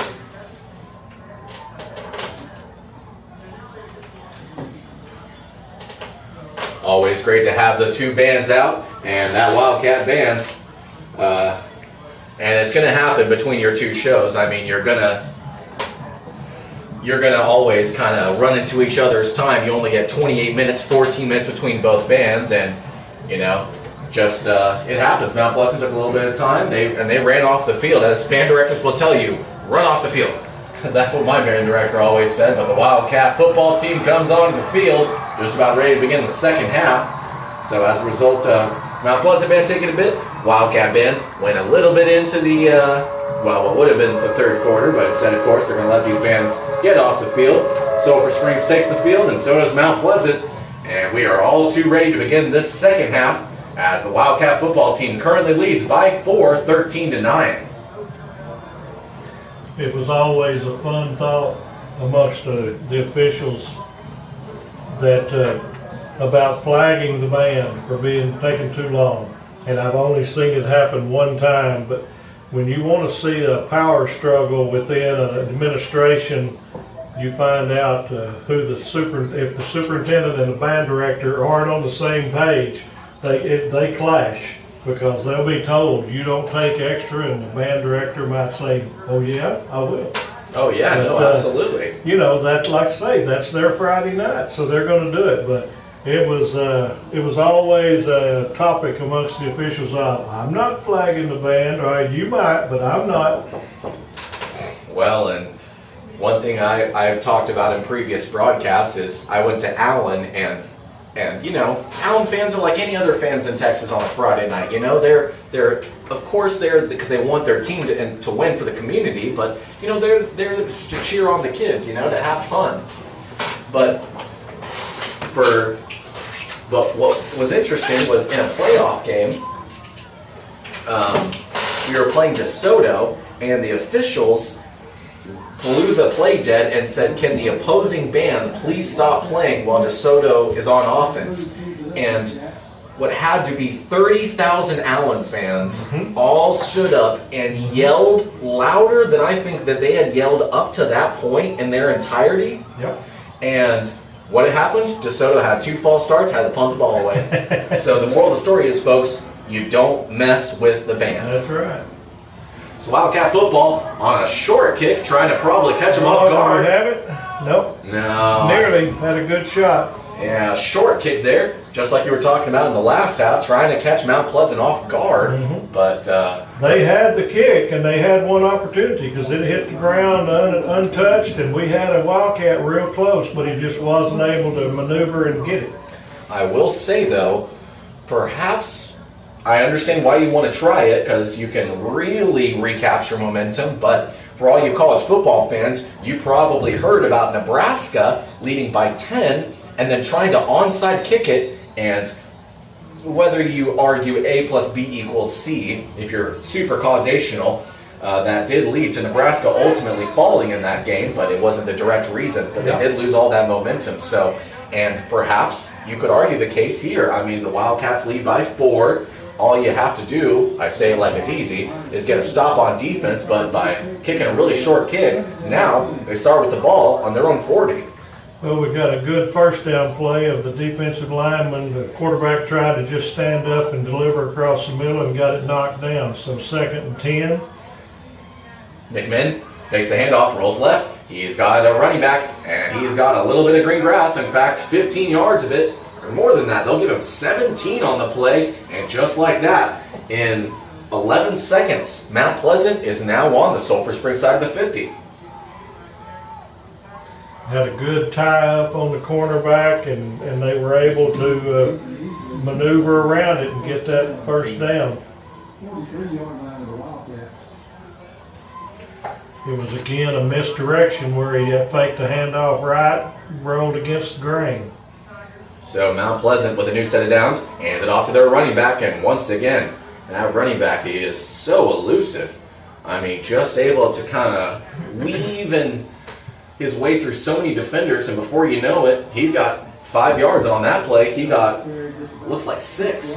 Got a good 6. Second down, 4. Statement time for the Wildcats. Get a stop on this play, force them into 3rd and long. And 4 down lineman. they'll need to get some All kind of right, good got stop. another tip. So that's 2 tipped balls on quick passes for Mount Pleasant, and that's a good alert defensive line that if you don't get a push, stop, get your hands in there, and disrupt the passing zone.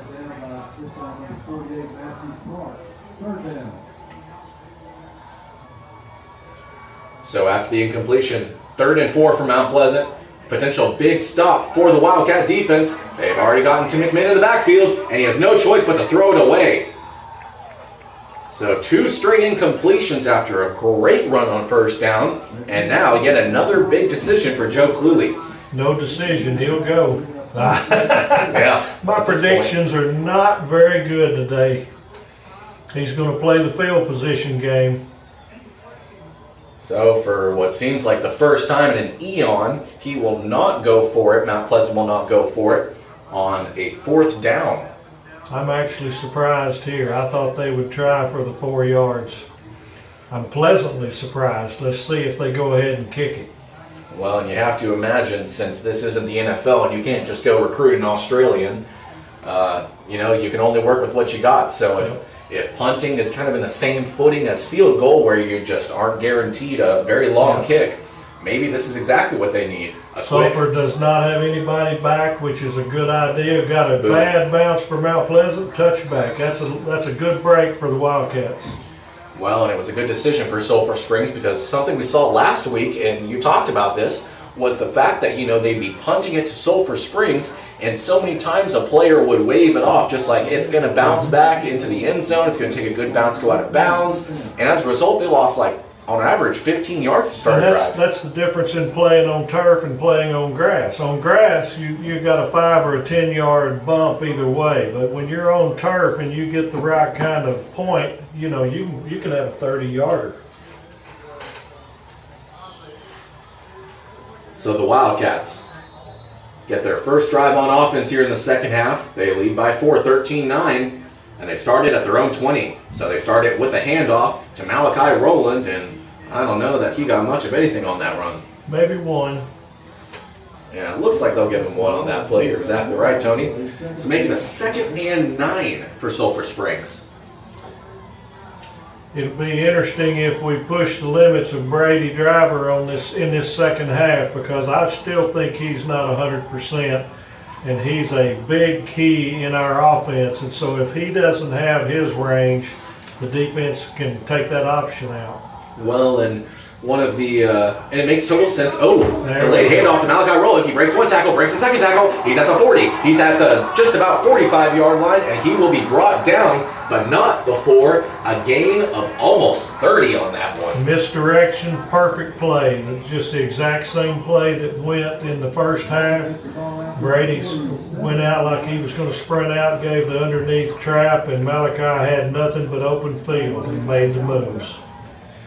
Well, and something I was going to say before that rush from Rowland is, it makes so much sense. A coaching staff, they have a dual threat quarterback like RG3, Russell Wilson, but they just use their feet too much and put themselves into harm's way. It makes so much sense. Rowland on the rush on 1st and 10 gets another girthy 6 on that one.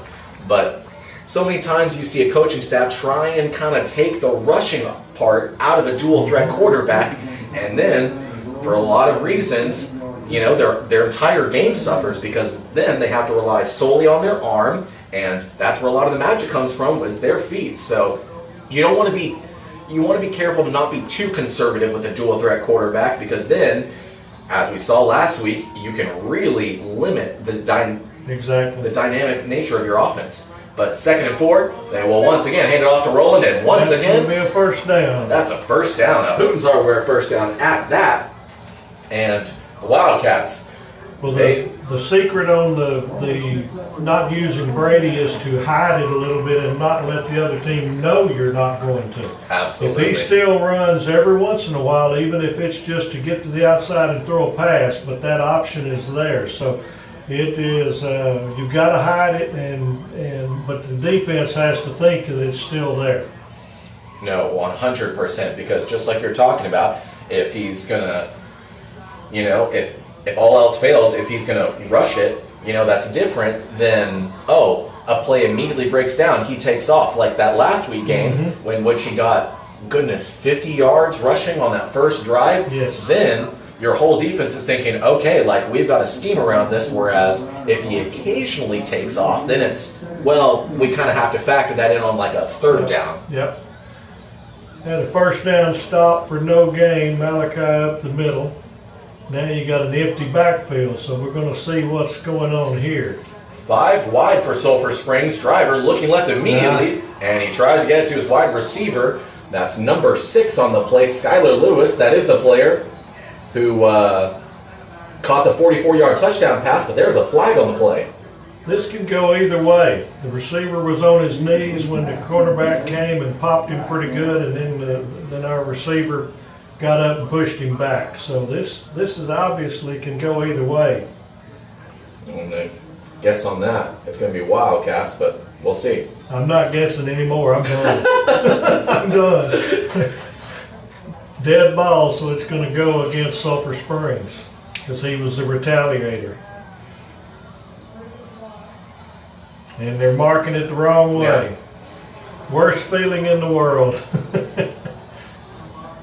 And man, it's costly too, because not only is it obviously personal contact penalty, but it comes on a 2nd down. So now it leaves you really this play and the next one to get a first down, because I don't think you want to put it into 4-down territory with a tight game like this. It's dead ball, which means the play, most penalties, at least you get a replay. When you have a dead ball foul, you lose the play. So it's 3rd and 25 now. So I take that back. You just got this one. Yep. So the Wildcat offense, 3rd and a country mile. At 25 yards, they're on their own 43. Fake the handoff. Driver, he's got a guy. Oh, my goodness. Number 10 had nothing but green grass ahead of him, Matt Mitchell.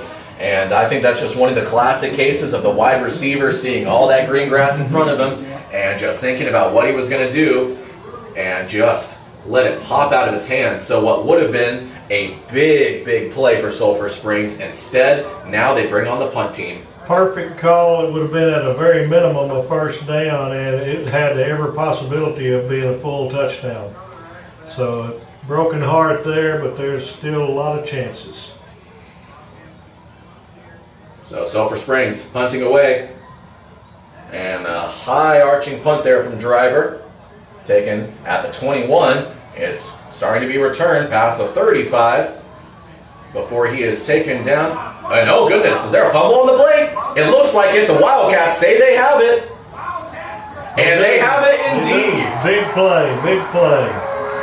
Special teams, you can't do without them. And we also have a Tiger down, so nope, looks like he's okay. So Sulphur Springs not able to get what would have been a first down and some on that third in the country mile, but instead they get the ball right back. So that's just a case there of the Mount Pleasant receiver putting all the effort in the world, thinks he can do it. Sometimes you get your limit and then you go down. So, you know, you can't fault him, but that's a great job by the special teams. So now we have field position, see if we can go with it. Two wide receivers left and right. Driver got a man in the backfield with him. They get the screen to Skylar Lewis, and Lewis breaks a tackle before being taken down, but not before getting a gain of 7 on first and 10. That was one step from being about a 25-yarder. If he could have gotten it squeezed through, there was 3 of them defending him. If he gets there one step quicker, there's nobody. That's a very safe play. Pitch and catch, direct snap, quick throw, let the athletes work against each other. So Driver, once again, no B-back. He's all by himself in the backfield, and he's got to get rid of it. Good play. That's a smart heads-up play. Nothing's working. You have 3rd and 3, or you had 2nd and 3. You didn't give up a 15-yard sack. So that's a heads-up play by a nice quarterback that knows where the situations are. Well, and since they've been opting more for since they're operating out of the shotgun, no longer having to be back in the backfield with them. On the last 2 plays, you've been seeing a lot more pressure from Mount Pleasant as a result, losing that extra blocker. But Fairclough and the offensive coordinator wising up here. B-back returns to the backfield. They hand it off to Roland, and Roland screams through the guards for a first down. Gain of 6 on the play. They used motion real nicely. Every time they've used motion, they haven't gone with it, so they're trying to get the defense leaning, and then they're going against it. Even though that was straight up, you had people leaning toward the right side of the offensive formation. Something to watch now that we're getting into, well, just about halfway through the third quarter, is how this defense is going to respond to being on the field, because as we saw last week, the Wildcats were able to string some plays together, stay consistently on the field enough to tire out the opposing defense, and be interesting to see how they react this time. And another great handoff to Malachi Rowland, who almost had enough yardage for another first down. Got about 8. That one officially puts them inside the red zone at the 17-yard line. He's got a burst. That's quite an athletic running back we've got there. And he can get underneath people's shoulder pads. He's a little scat back.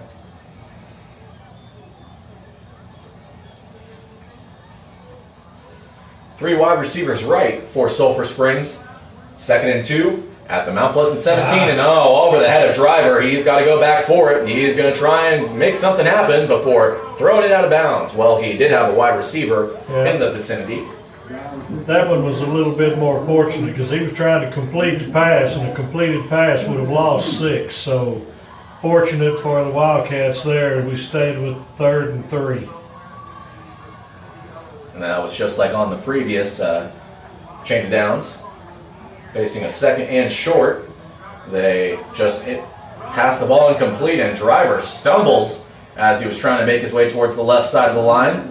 It will be a sack on the play, lost 1, and now 4th down. So, Tony?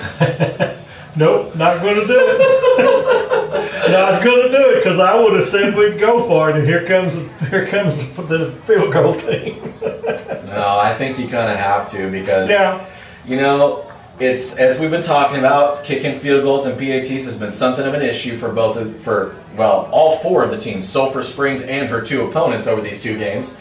But at the very least, you try and kick it. And here's the field goal try, and they fumbled the handoff, and he will have to go down with it, the holder on the play. Yep. And so that's where Mount Pleasant will start. Here's the good news. This is non-district, so it doesn't hurt. If this is district, we go for it on 4th down and play the field position game.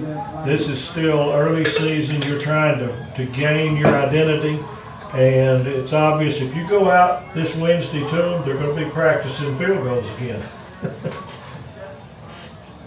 So that is 2 missed field goals here tonight and a blocked PAT. Sorry, 3 blocked PATs. And the snap looked good. It was just a bobble. And again, it's everybody's got their job. When it works, it's a beautiful thing. McMinn quickly gets the snap, passes left, and the running back who got the ball on the play looks like the pass might have been a little low as he kind of fell backwards and down onto the ground. So it'll be officially a loss. I've lost a half a yard. Yeah. So 2nd and 10.5, we'll call it. There they go.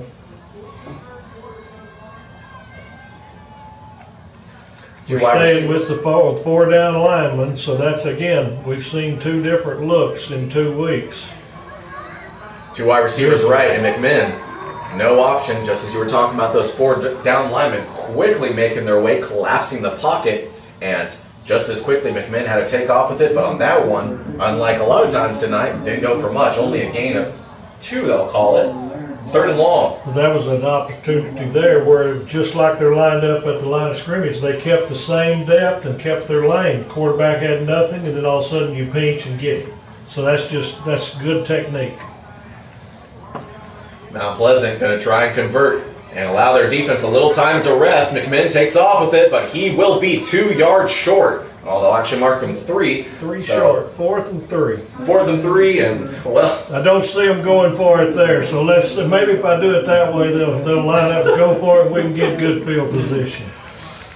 Got to play the devil's advocate here.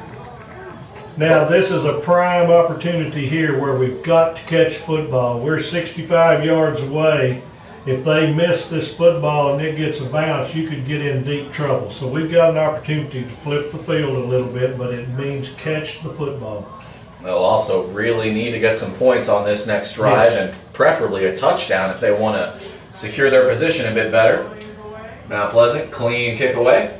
And Cooper Faircloth is back for it. They're going to keep letting it bounce for some reason. Yep.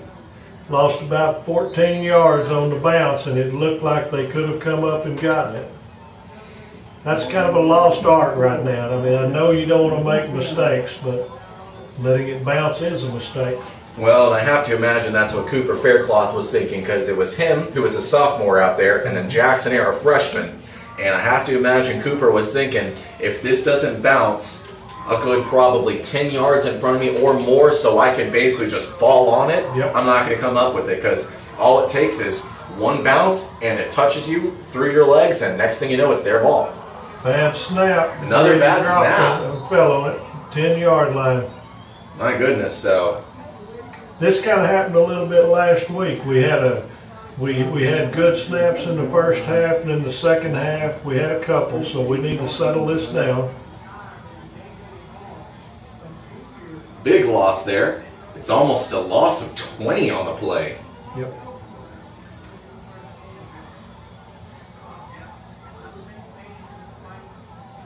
Or sorry, almost Lost loss of about 15. 15, Yeah. yes. 2nd and 24. Damage control now. See if you can get some of your stairs. A wide open Driver Yeah, has got a man. He's got some room past the 40, and Nice. that's a first down, folks. Nice. All right, we got I don't know what that late flag. I think it was a late hit, Tony, on that one. It's going to be, but I didn't see who did it. I didn't either. I was looking, it was almost one out of bounds at the tackle, but that flag came later, and I hadn't rotated back out there yet. I'm going to be honest. I think that was the play that they tried to do on the last series. It was. That route has been opened about 3 times. So we're going to go back 15, it looks like, but it still should be a first down. Nope, we got a block in the back. So, okay, so the yardage there. Going to get the down over, but we're going to be short by about 1 yard. It's going to be 2nd and 1 instead of 2nd and 24. So that's not bad. I think most coaches would prefer that. We'll take that. But remember that play. Yeah. I think we'll see it again before the day's out.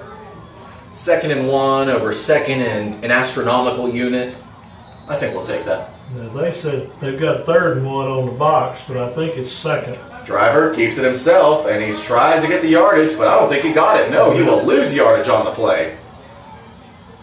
So I'm going to wait to see what... They lost a couple. Yeah, I'm just waiting to see what the... Nope, I think they're signaling for 4th down, yeah. They're signaling 4th down. It's supposed to be 3rd down. That was 2nd and 24. Unless they called, for some reason, they called that block in the back a dead ball block in the back, which should have just been a personal foul. And that's what I thought too, so... This is interesting. As opposed to Colorado getting 5 downs to play with, this is Sulphur Springs getting 3 downs to play with. I kind of think we lost one. Now we need a bounce. There we got it. Now get it out of the way. Perfect. Let it keep going, baby. Yep. Let it ride. So a ball that was on the 31-yard line for Sulphur Springs takes a good Wildcat bounce to inside the Mount Pleasant 20. Yep. Great job flipping the field. But we're going to take a quick break and hear from some of our sponsors, and at the end of the 3rd quarter, coming up.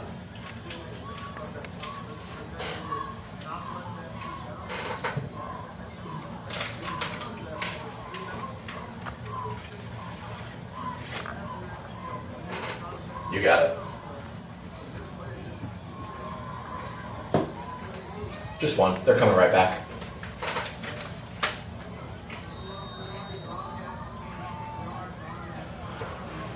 Welcome back to the Prim. We've got a tight one. Just over 1 minute to go here in the 3rd. Mount Pleasant. Right guard jumped. Yeah, just the way any offensive coordinator draws it up. Your first play of the drive, false start. Puts the opposing team on the edge. It's things, are they just going to be sloppy this drive? And next thing you know, they just real quickly bust out the Statue of Liberty and go 70 yards to the house. We haven't had a 3 and out. This is a huge opportunity for a 3 and out, because if you do that right now, we get the ball no worse than midfield and more than likely in Mount Pleasant territory. We did have 1 3 and out. I don't know if it was the first drive on defense or the second, but yes, we did have one. Okay. Other than that, yeah, it's been kind of more like last year. You know, this defense just kind of wearing down, being on the field too much. Mount Pleasant sweeping left and getting a good 10 yards on that rush. About 3rd and 5, maybe 6.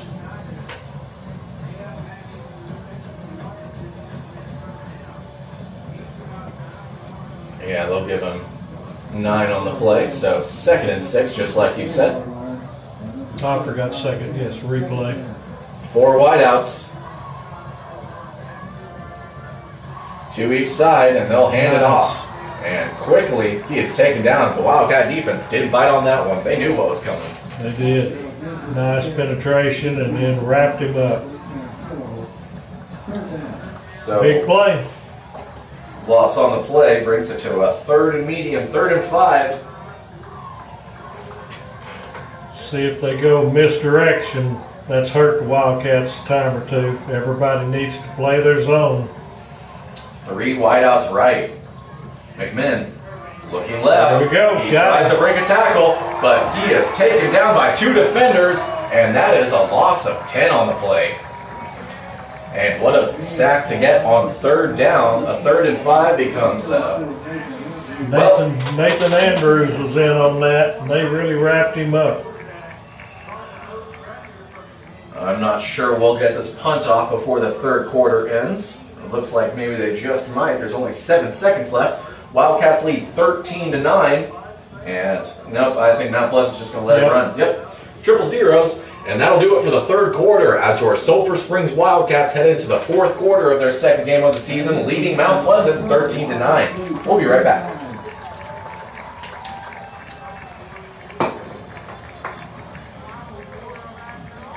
Yeah, 2 should be perfect.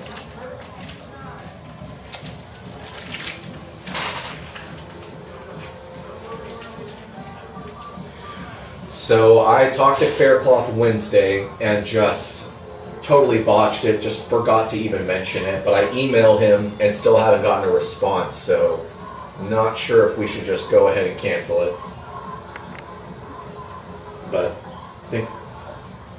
I'm thinking we probably might, because he's been good about responding. It's just he's always been like super late getting back to me, like several days.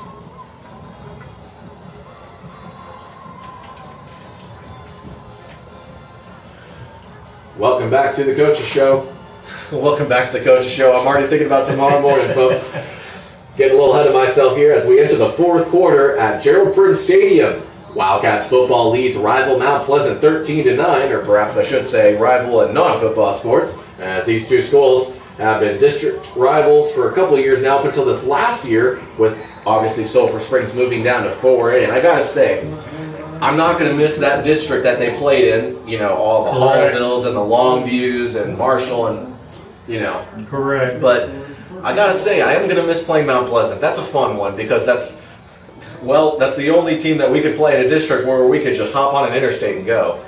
My earliest memories of Mount Pleasant were the 1970 game when we beat them down there, and I mean, it's been a rival every time. So great job on the punt there that Faircloth caught the ball. We start on the 37-yard line. Great opportunity for the Wildcats. And really going to be gunning for 6 here if they hope to emerge on top. And oh, wow, Faircloth over the right side. And wow, and the horse collar. That's got to be. There it comes. First and goal at the 1.5 after the penalty. Great throw. Better catch. And number 15 there for Sulphur Springs on the reception. Who else but Jackson Hare? And he threw up the W because I think if they can get a touchdown on this next ensuing plays, I'm not going to call it over, but it'll be a much more comfortable position for Sulphur Springs. That's right. And Jackson did a great job there because that defender had a great, he was in position. That was a perfect pitch and catch. And what a play call there. I mean, driver rolling out to his right, and then at the last possible second, putting a dime of a spiral in an arch right to Hare. Had the horse collar tackled. It's and again another safety foul. It gives them 1.5 yards. So 4 downs to go 1.5 yards. Power of football coming up. Driver keeps it himself. He's in. Wildcats get another score, and now they lead by 10 again at 19-9. So what are they going to decide here? It looks like they're going to go for an extra point. I was wondering if maybe they might think about 2, but with it being 12 points at that point, kind of nullifies it. Yeah, you're trying to work on confidence. So we got to get this special team out here. We got to get the kinks worked out. It may be easy in practice. This is game situation, so they need to react and go. Got somebody missing, and it's causing issues. Still got 20 seconds. We're okay, but that makes a coach extremely mad when you got a player that's not out there.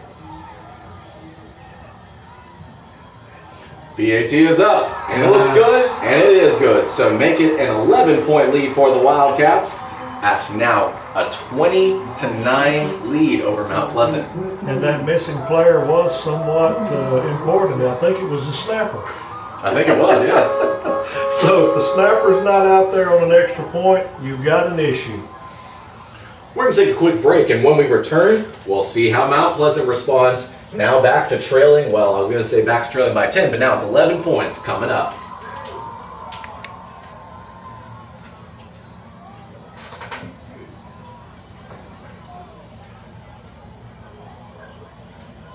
Okay, is that better? Oh, yeah. Okay, I'll talk a little louder. Just call me Barry.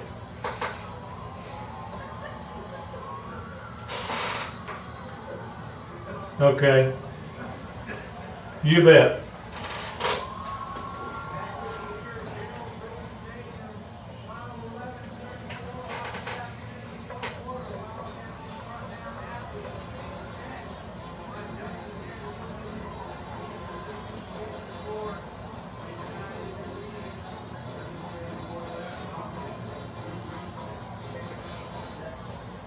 Welcome back to the Brim. We are fresh off a Wildcat touchdown thanks to Driver, who now has 2 rushing touchdowns on the night. And as a result, Sulphur Springs leads here over Mount Pleasant just about 30 seconds into this fourth quarter, 20-9. And as we've been seeing a couple times here tonight, high arching kicks with not a whole lot of distance under them. All you're doing there is just you're hoping for a ball. You have to give them protection, but when you're the one looking at that ball coming down and you know that people are barreling down at you, and if you bobble, they can go ahead and get you. So it's not just an automatic catching a fly ball in center field with nobody around. So it has its purpose. So the Wildcat defense walks back out onto the field. The Mount Pleasant offense start with their ball on their own 37-yard line, and they have another screen, but we've already got a flag on play. I think you're going to see an offensive penalty there. Yeah, I was going to suggest maybe illegal down lineman, perhaps. Could have been if they didn't get set. Illegal motion. It was a flag that was thrown just about the moment the ball was snapped, so... Yeah. Well, and that's one of those that you're going to let the play go. Illegal procedure. Okay. Made a decision to take the result of the play and have second down.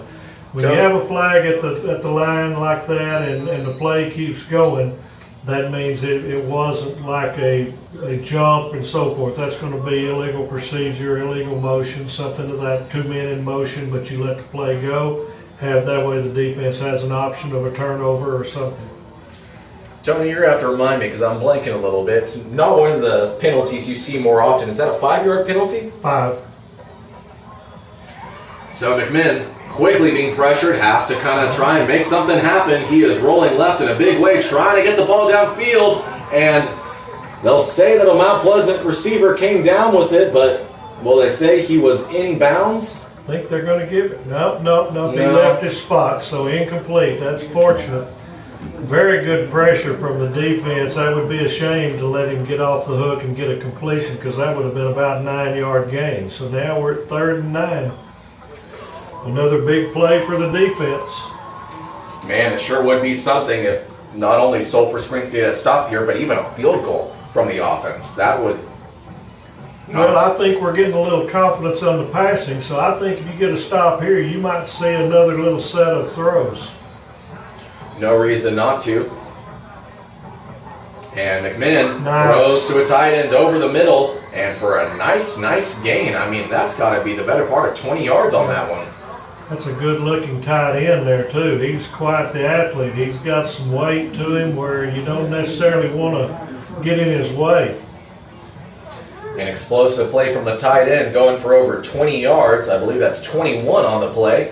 And now, Mount Pleasant with the ball on the Sulphur Springs side of the 50. Under 11 minutes to go. They trail by 11. Okay, that's a flea flicker. They threw it backwards. We picked it. Now go. And now it's intercepted.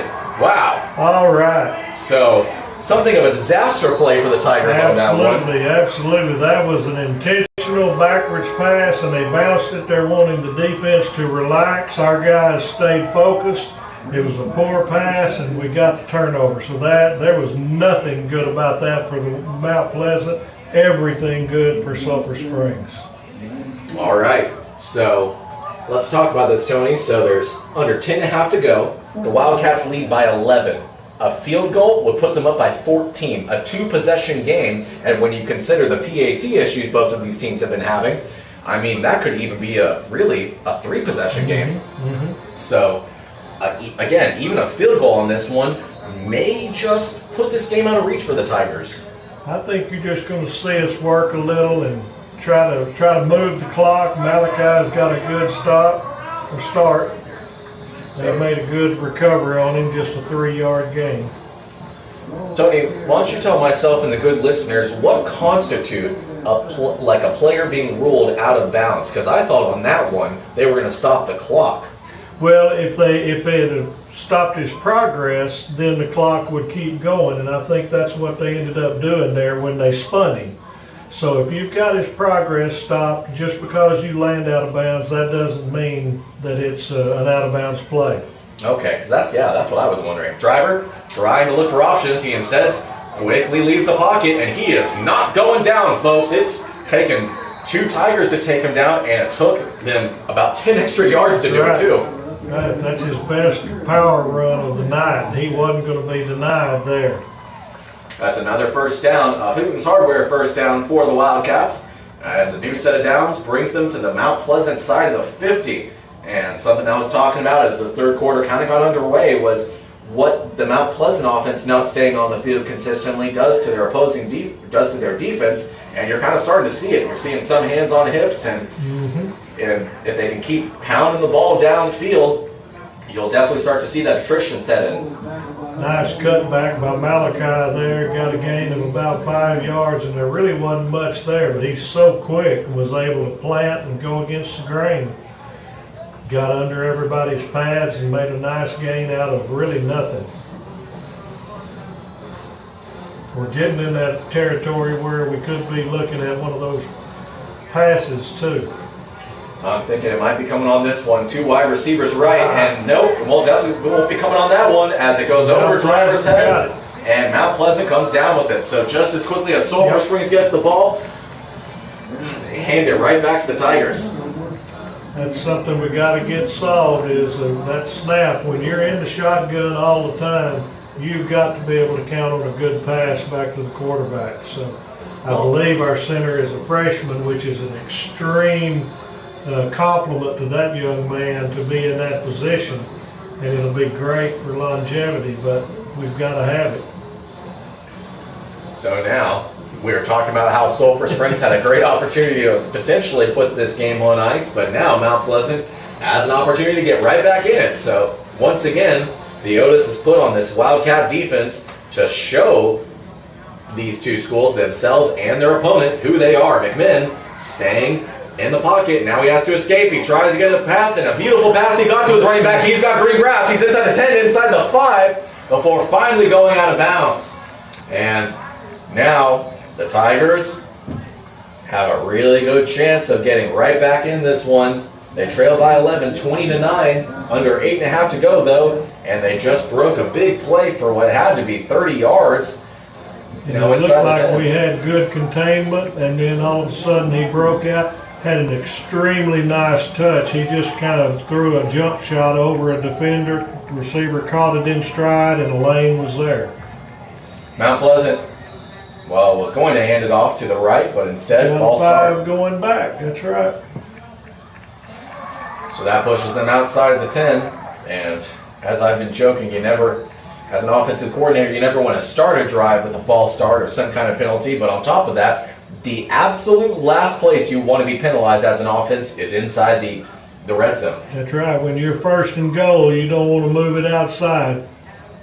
Because already the defense is going to be collapsing, The field has shrunk significantly with that defense, and so,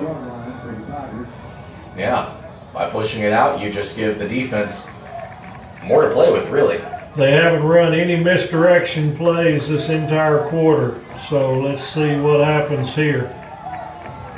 2 wide receivers left for Mount Pleasant. After the false start, it's first and goal from the 13. Low snap, McMinn gets it. He's looking for a man. He's got him at about the 5-yard line. Again. And he's trying to push his way forward, but he was able to get about 2 on the play before being taken down. That is a nice weapon for him.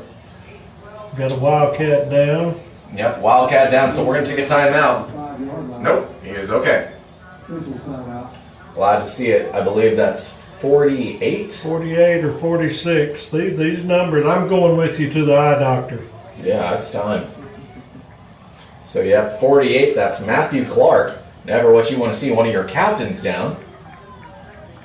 Maybe not one of the captains on the evening, but one of your leaders. But after the nice gain from the tight end for Mount Pleasant, it is a 2nd and goal from the 3-yard line. Wildcat defense trying to come up with a big stop, and the ball dropped, snapped low. We'll see who came down with it. They've got it. Mount Pleasant's got it. It's going to be 3rd down, but it's going to be 3rd and goal from about the 5 or so. That almost looked like the ball hit the ground and just didn't make it. But sometimes you'll see that called as an illegal snap. So Sulphur Springs got if that was the case, got a little bit of a break by letting the play go. So they'll mark it at the 6-yard line. 6 yards to go to get back into this game. A field goal, I mean, it would make it a 1-possession game, but you kind of really need a touchdown if you're Mount Pleasant in this situation. 3rd and goal at the 6. They trail by 11. They've got a man, and that's a touchdown. Mount Pleasant is back in this one, folks. Very nice route, very nice throw. He just dropped it in over the top. Swinging gate coming up. It's a 5-point game. So you've got the tight end as the snapper, and he is a legal receiver.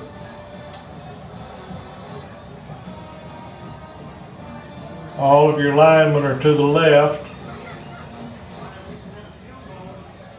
So the quarterback, McMinn, trying to roll right, and he's got a man in the end zone. A 2-point conversion is good. We've got a 3-point ball game. And now a field goal is the difference between these two schools. So not too long ago, the Wildcats were leading by 11, had a chance to put this game away, but instead, Mount Pleasant had other plans. We're going to take a break, and when we return, what should be an exciting conclusion coming up.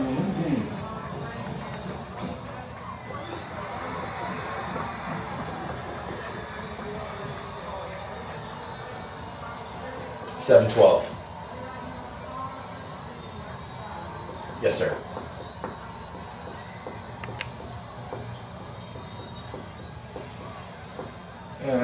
Give us 2.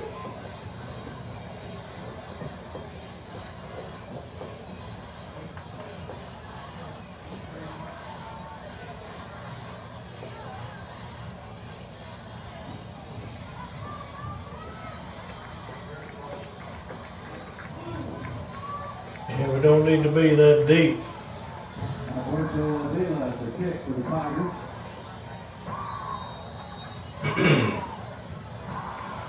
Welcome back to the Prim. Mount Pleasant kicking it off after a touchdown and a 2-point try has them trailing just now by 3.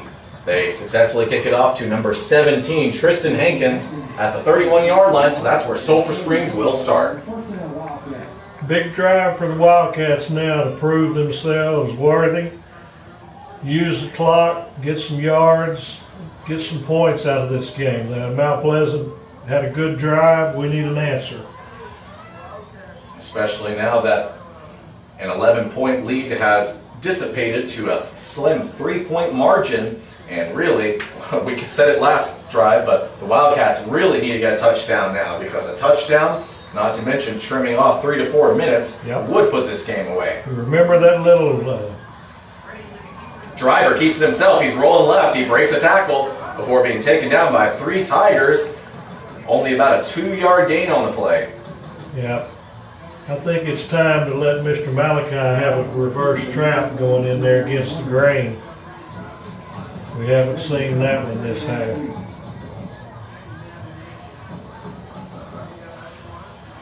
Now under 7 minutes to go. Sulphur Springs leads by 3, 20-17. Trying to start their season 2-0. Just a year removed from being 0-10. Would be huge for this community and this football team. Driver quickly having to escape the pocket. He gets it out to Roland. Bobbles the catch, but comes down with it. Gain of over 10 on the play. Looks like 12. Malachi can handle it up the middle, but he is made for the open field, and they get him in some space. He's got the potential to score every time he touches the football. So that was a great call, great execution. Well, and something to think about is, as we've been talking about, a field goal would only make it a 6-point game. And when you consider that that's just a touchdown, not to mention even a field goal or a 2-point try, the last thing you want to do is put that entire Otis on your defense to get a stop, or your field goal teams to try and come up with a block. But instead, Sulphur Springs had some difficulties, let's say, getting the playoffs, so they're going to take a timeout. We're going to take a timeout with them. And when we return, the last 6 minutes of this game coming up. Athletics is not the only area of competition. 2. University Interscholastic League. The league will sponsor band contests, choir contests, orchestra contests, academic meets, journalism contests, press conferences, and one-act play competitions. These activities will involve over 1 million Texas students participating in elementary, junior high. We need about a 3.5 to 4 minute drive and a touchdown. I think we've already taken off, 2 minutes? So, Yeah. close to 2 minutes.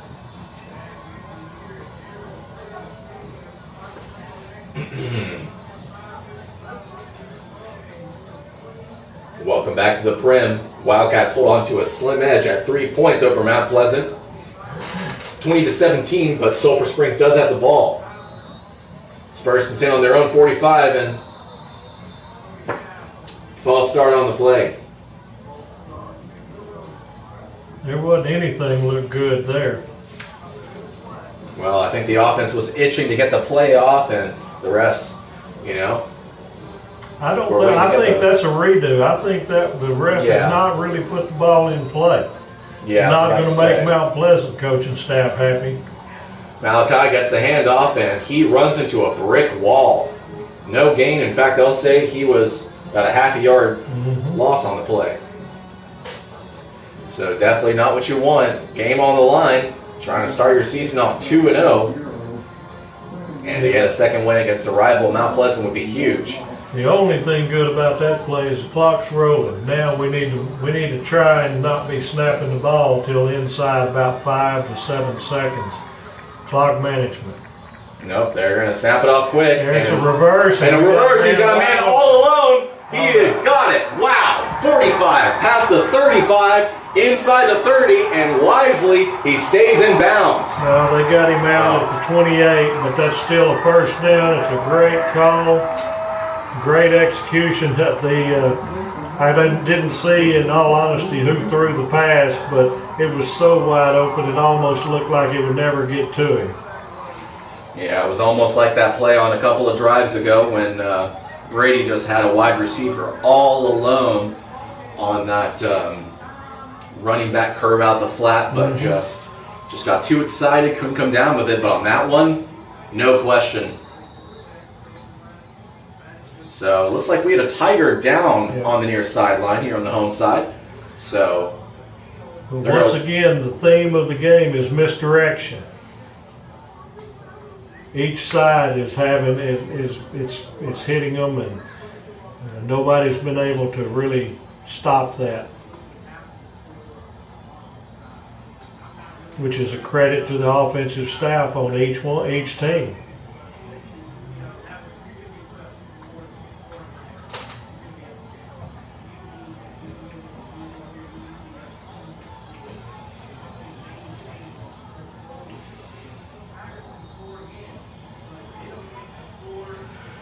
So, 1st and 10 for Sulphur Springs after a huge trick play. Roland gets the handoff, marches straight into the interior offensive line. He'll get maybe a gain of 1 on the play. It's about all. We're just playing power football with them for the moment and saying run, clock, run. But we need 1 or 2 first downs and keep that clock running is what's needed. Well, the last thing you want to do, like I've been talking about, going back to what I was saying about dual threat quarterbacks, with a game in this condition like it is, sometimes coaches get a little too conservative, and the last thing you want to do is put all of the Otis on an offense to come up big on a 3rd and long. But once again, they hand it off to Roland to the interior of the line. Another yard. Yeah, it looks like maybe on that. Yep, nope, it's a yard. I still want to see the little against the grain trap. I think right now they're primed for it, going to the Mount Pleasant sideline with it. Yeah, from the way the defense is so favorably heavy to this right side of the line, I think you have to. So, this might just be essentially the game, folks. 3rd and 7. The Wildcats lead by 3, 20-17. Driver looking right. He's got a man, and he breaks a tackle before getting swamped at the 20-yard line. 4th and long 1, short 2. I think we go. I think you have to go for it. Gotta go. You can't depend on your kicker at this particular juncture in the season. No, I mean, at the 20-yard line, that's a 38-yard kick, so. Here comes Brady Driver right up behind those big boys. All right, folks. If this last play wasn't the game on the line, this is pretty much it. Just over 3 minutes to go. It'll be under 3 minutes. Nope, they're probably going to let the clock wind down and take a timeout. Did I just predict something? So we need to be looking for a home run pass or something? Timeout Wildcats, 2:57. Yep, timeout indeed. So under 3 minutes, Sulphur Springs leads by 3. And now they'll talk it over with the coaching staff for the offense as they face a crucial 4th and 1 with the game on the line. We'll be right back.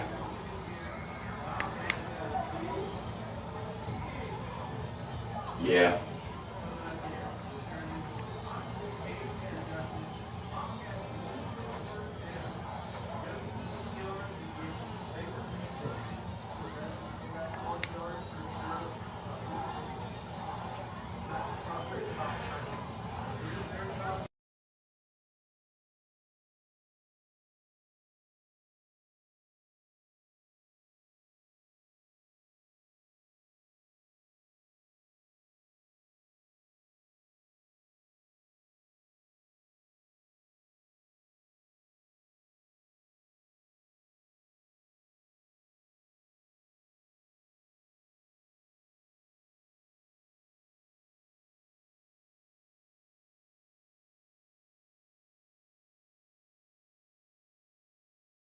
And that is their 3rd of the half. Last timeout, and Mount Pleasant has all 3. Interesting situation. All right, we're going to take what should be one final timeout before this 4th down gets underway. We'll be right back.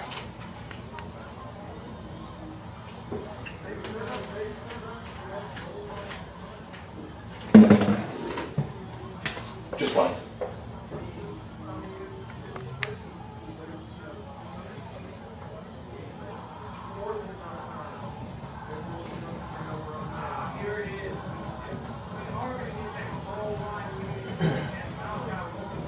Welcome back to the Prim.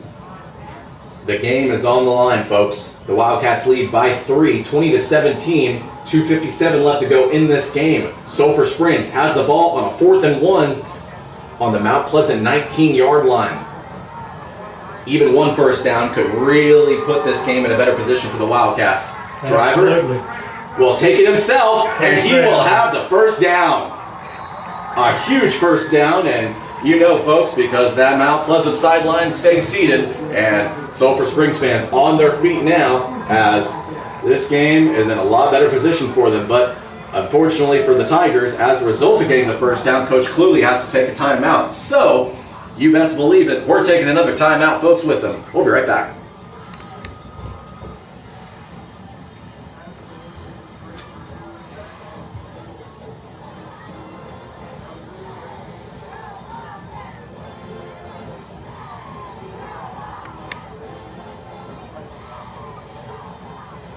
This is what I miss, the bands and so forth, being out on the field. That's when I finally realized I had a decent-sized game, was when you had the Mount Pleasant and Paris and Sulphur Springs bands.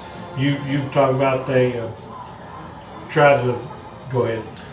Welcome back to the stadium, Gerald Prim Stadium, as the Wildcat football team has, I'm not going to say iced this game away, but they put this game in a much better position. They lead by 3, 20-17, 2:51 to go though, and the Wildcats football team is driving And with the new set of downs, they have a 1st and 10 at the Mount Pleasant 15.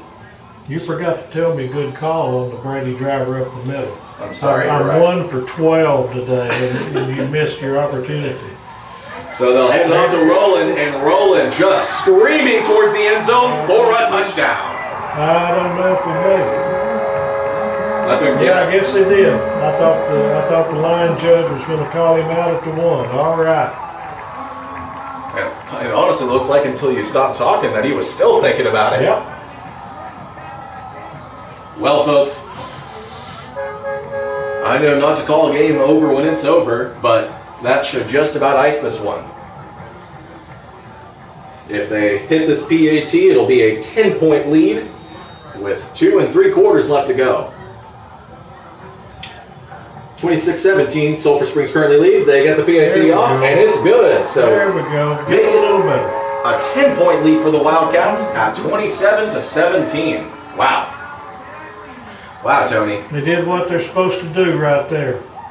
Almost too quick, though. You never want to turn down a score, but I'd have liked to have seen a couple of plays and then do it later. Well, and I have to wonder, since Roland I'm not going to say he waltzed to the end zone, but let's say 2 steps below that. And so I kind of wonder, now that you said that, was the whole defensive plan, hey, let them score, because we need as much time as possible. It's happened. I'm watching for the safety of our flag boys there that run after we score. They're getting awful close to the Mount Pleasant sideline. I have had to caution that before, too. Is that something you experienced in your time refereeing? You know, like an opposing fan base kind of thinking you're a homer and starting to judge you? It's amazing that our chapter would cover Sulphur Springs and cover Parish games. Oh, boy. And when the ball game was here in Sulphur, the Parish fans just screamed at me about being a homer. And next year, I'm over there, and the Sulphur Springs fans who know me are screaming about how they're getting homered. And it's fans are fun. Yeah, it's kind of the proverbial. You like it when it happens to other people, but not when it happens to you. Yep. So now we just don't let them have the big play. Keep everything contained. Yep, it is. I never thought I'd say it, but I'm happy we're about to see the prevent defense, folks. Mount Pleasant gets the kickoff, tries to reverse field, and he does a pretty good job of kind of making it upfield, but as we talk about, east and west can only get you so far. That's right. Now we got a late flag. I think we're going to have 15 against Mount Pleasant. He didn't like it. It's usually a pretty good sign when one of the players raises his shoulders like, what are you talking about? What do you mean? What did I do? That's usually a pretty good indicator who it's going to be against. Exactly right. Especially in a game like this where it's 2 schools who maybe not so much anymore, but don't like each other, and you add in all the emotions that go into a rivalry game. Even the slimmest decision, like potentially that one, could really doom them. That's right. Unsportsmanlike on Mount Pleasant. The second guy always gets caught. So that takes them back 15. Puts a little bit more of a headache ahead of them trying to get back in this. And they've got to go for some big plays now. So the front 4 need to keep their momentum going and put pressure on the quarterback, but keep containment, because that's when he's made some of his big plays. 2:37 left to go here in this game. Sulphur Springs leads by 10, 27-17. After potentially getting a game-icing touchdown. McMinn, the quarterback for the Tigers, having to leave the pocket. Once again, it's been a familiar sight for this Wildcat defense. He chucks it downfield, but out of bounds. Good job. You can see the defense rotating, but they were keeping their distance. They were keeping in their lanes and weren't letting them get open. So that was a good job. It's nice when you see 11 players, you got your 4 that's putting pressure, and those other 7 are acting as one unit, moving backwards, but they're keeping their spacing. That's what good coaching does. Play in your lanes. McMinn Gets the snap. He's looking over the middle, and he's got his big tight end over the middle for a first down. That will momentarily stop the clock as clock stops for the movement of chains. 2:24 left to go. Don't know what grade that tight end is, but he's a weapon. If I was in Mount Pleasant's district, I probably would go put a little star beside him on the scouting report. That's a false start. Yep, that one is nothing good about that.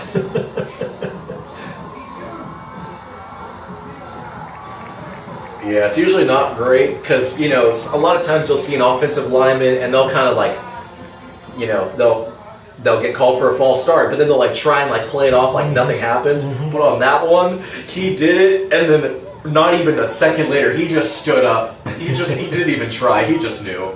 That was a good one. McMinn trying to evade the pressure, but not on that one. That's a fumble. That's a fumble. I think they're going to call him forward pass. We've got a flag back there at the quarterback too.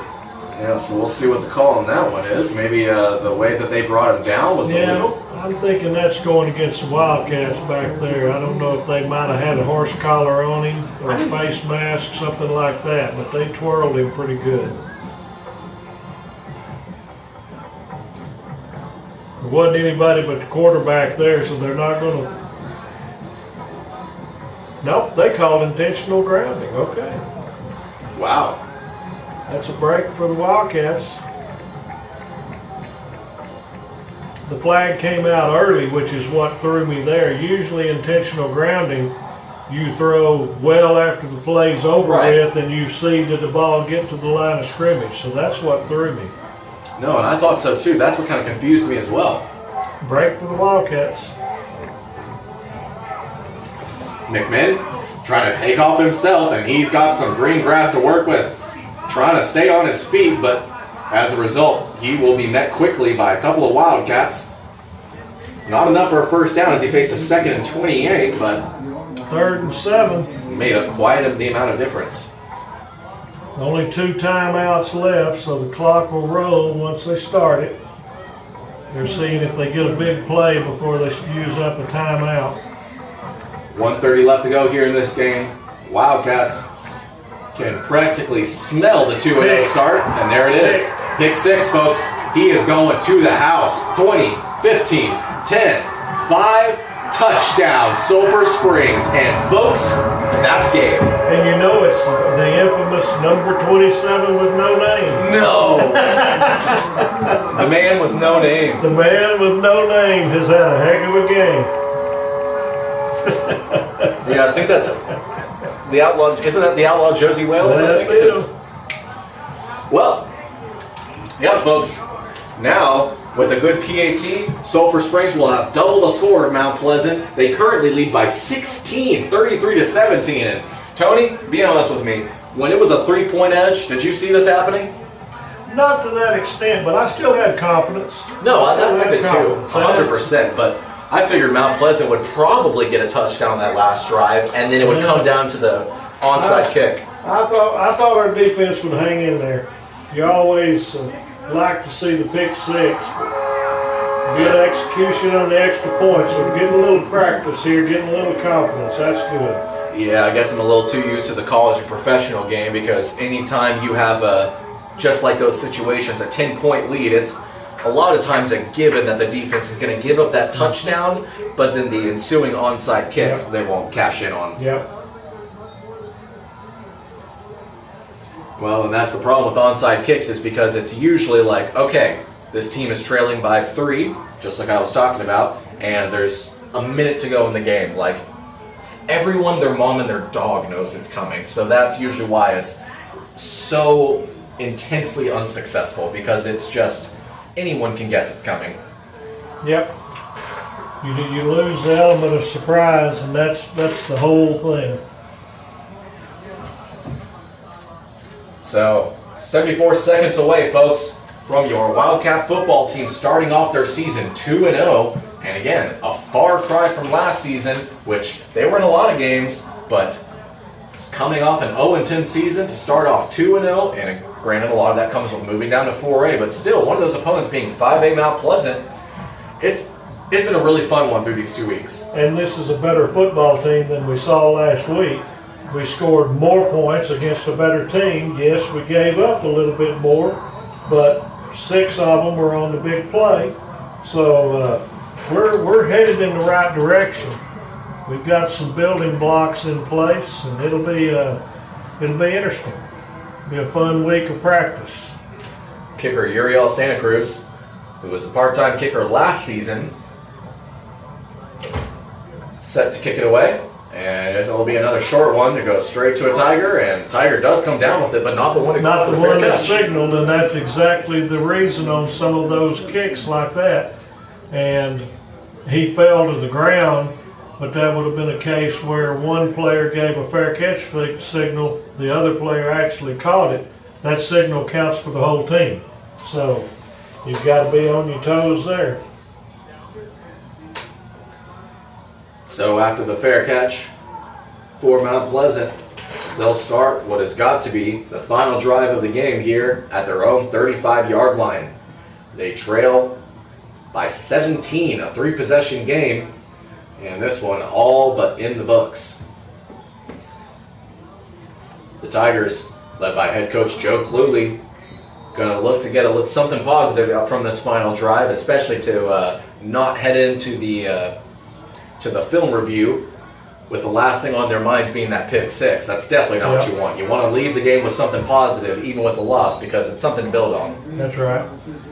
Got a nice game by the quarterback there, and that's strictly a result of the prevent because everybody is backing up. He got to the outside, made a nice run, got out of bounds. Stopped the clock, saved one of their 2 remaining timeouts.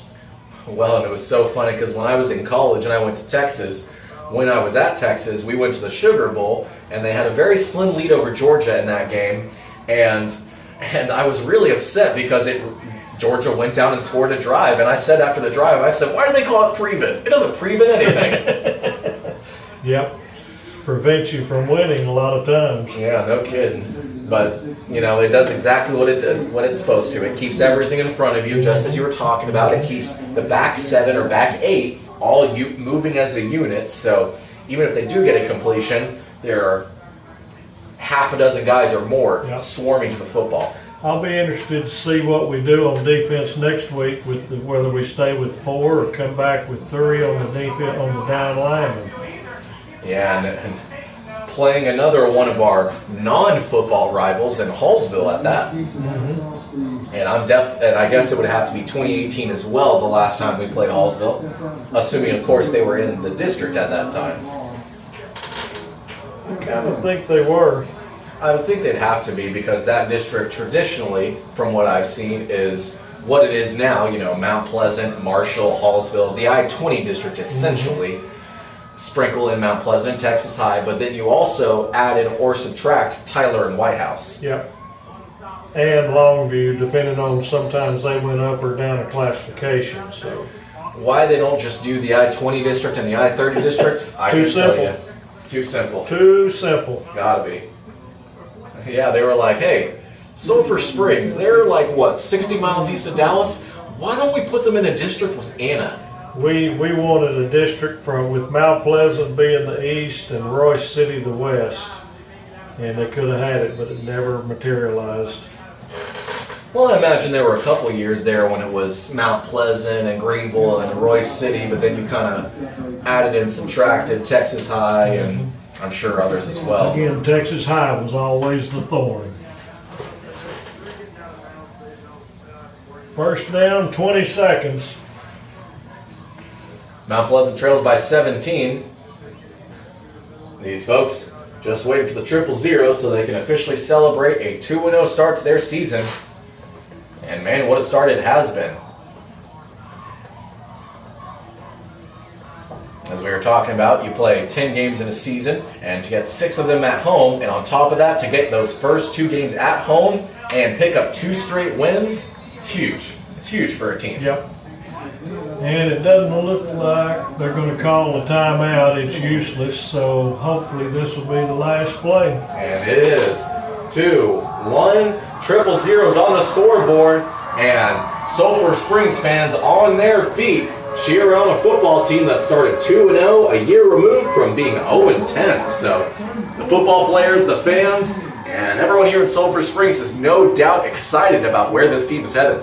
Very much so, and with reason. These have not been fluke wins. These have actually looked like they've practiced hard, they've got some talent, and things are going good. So Sulphur Springs beats Mount Pleasant by doubling their score 34-17. We're going to take a break and hear from some of our sponsors, but when we return, we'll have a post-game analysis coming up and talking about what's next.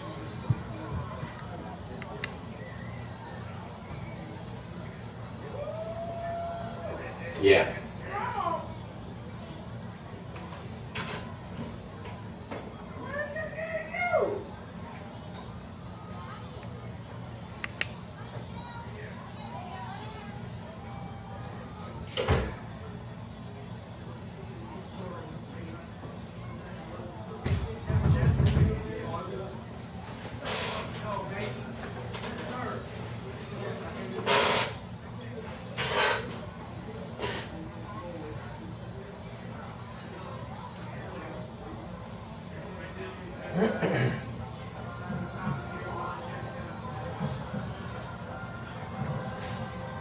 Welcome back to the Prim as we are here in the postgame of Sulphur Springs getting a 34-17 win over Mount Pleasant in Game 2 of the 2022 season. What a win it was for the Wildcats, continuing to fight through adversity as we saw last week, and just seeing that adversity and not letting it affect them, staying resilient and responding accordingly. And man, I gotta say, it's night and day seeing the team this year and last year, Tony. Yeah, it looks like that we believe a little bit, and that's confidence is a hard thing to gain, and we've had a couple of down years, and getting over that takes a commitment, but you get to where you question yourself. And so this is nothing against the group of kids last year or anything like that. You just get in a series where you're like that, and it's nice to see them coming out. This game was tougher than week 1. I think week 3 will be tougher than tonight. And so right now the schedule is doing the right thing. It's seeing if you're progressing. And they definitely have progressed. I mean, you talked about it before we left for our post-game show. Just the fact that they've been able to get so many stops, stay resilient, and just stick with it. It's just been really good to see throughout these first 2 weeks. And the next 2 weeks, starting with next week, they'll be on the road. They play at Hallsville next Friday, same start time, 7:30 p.m. And the following Friday, again on the road, but whereas next week they travel to Interstate 20, after that they go to north of DFW to Van Alstyne. So it'll be interesting to see how they respond now that they'll no longer be in the friendly confines of Gerald Prim Stadium. But just a strong, resilient win here in week 2 over Mount Pleasant. They win 34-17, and it's just been really fun throughout these first 2 weeks, getting to do these games and then hitting the road next week in what will no doubt be the longest road trip of the football season. Mm-hmm. But Tony, I just wanted to say it's been so much fun having you in the press box here these last 2 weeks. It's been such a pleasure, and I really hope you can join us at some point during this football season or some point in the future, because it truly has been a blast. Well, it's been fun for me just to be up here and experience this. It's fun to stay in the game. And whether we do get you back in the press box or not, just want to sincerely again say thank you. You're a natural, and that should just about do it for us here at KSST Radio at Gerald Prim Stadium as Wildcat football picks up a second straight win to open their season, beating Mount Pleasant 34-17. With your play-by-play, I'm Ross Levinsky. Doing color for us these last 2 weeks has been Tony Flippin. Tony, thanks so much for joining us. Absolutely. And shooting video for us is our videographer, Matt Jansen. And back at the station, making everything you hear possible, is the ever so wonderful James Terry. Back to you, James.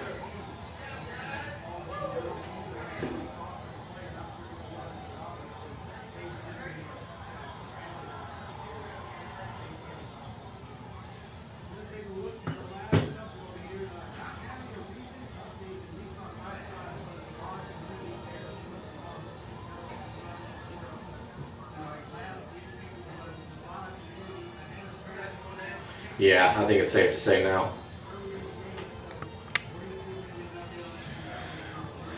All right, you have a good one. Bye-bye. We did it.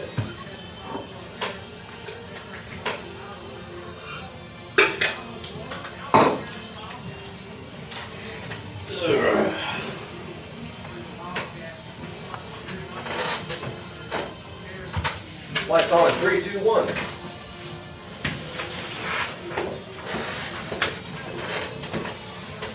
Well, Tony, I can't believe it's already come and gone. That was fun.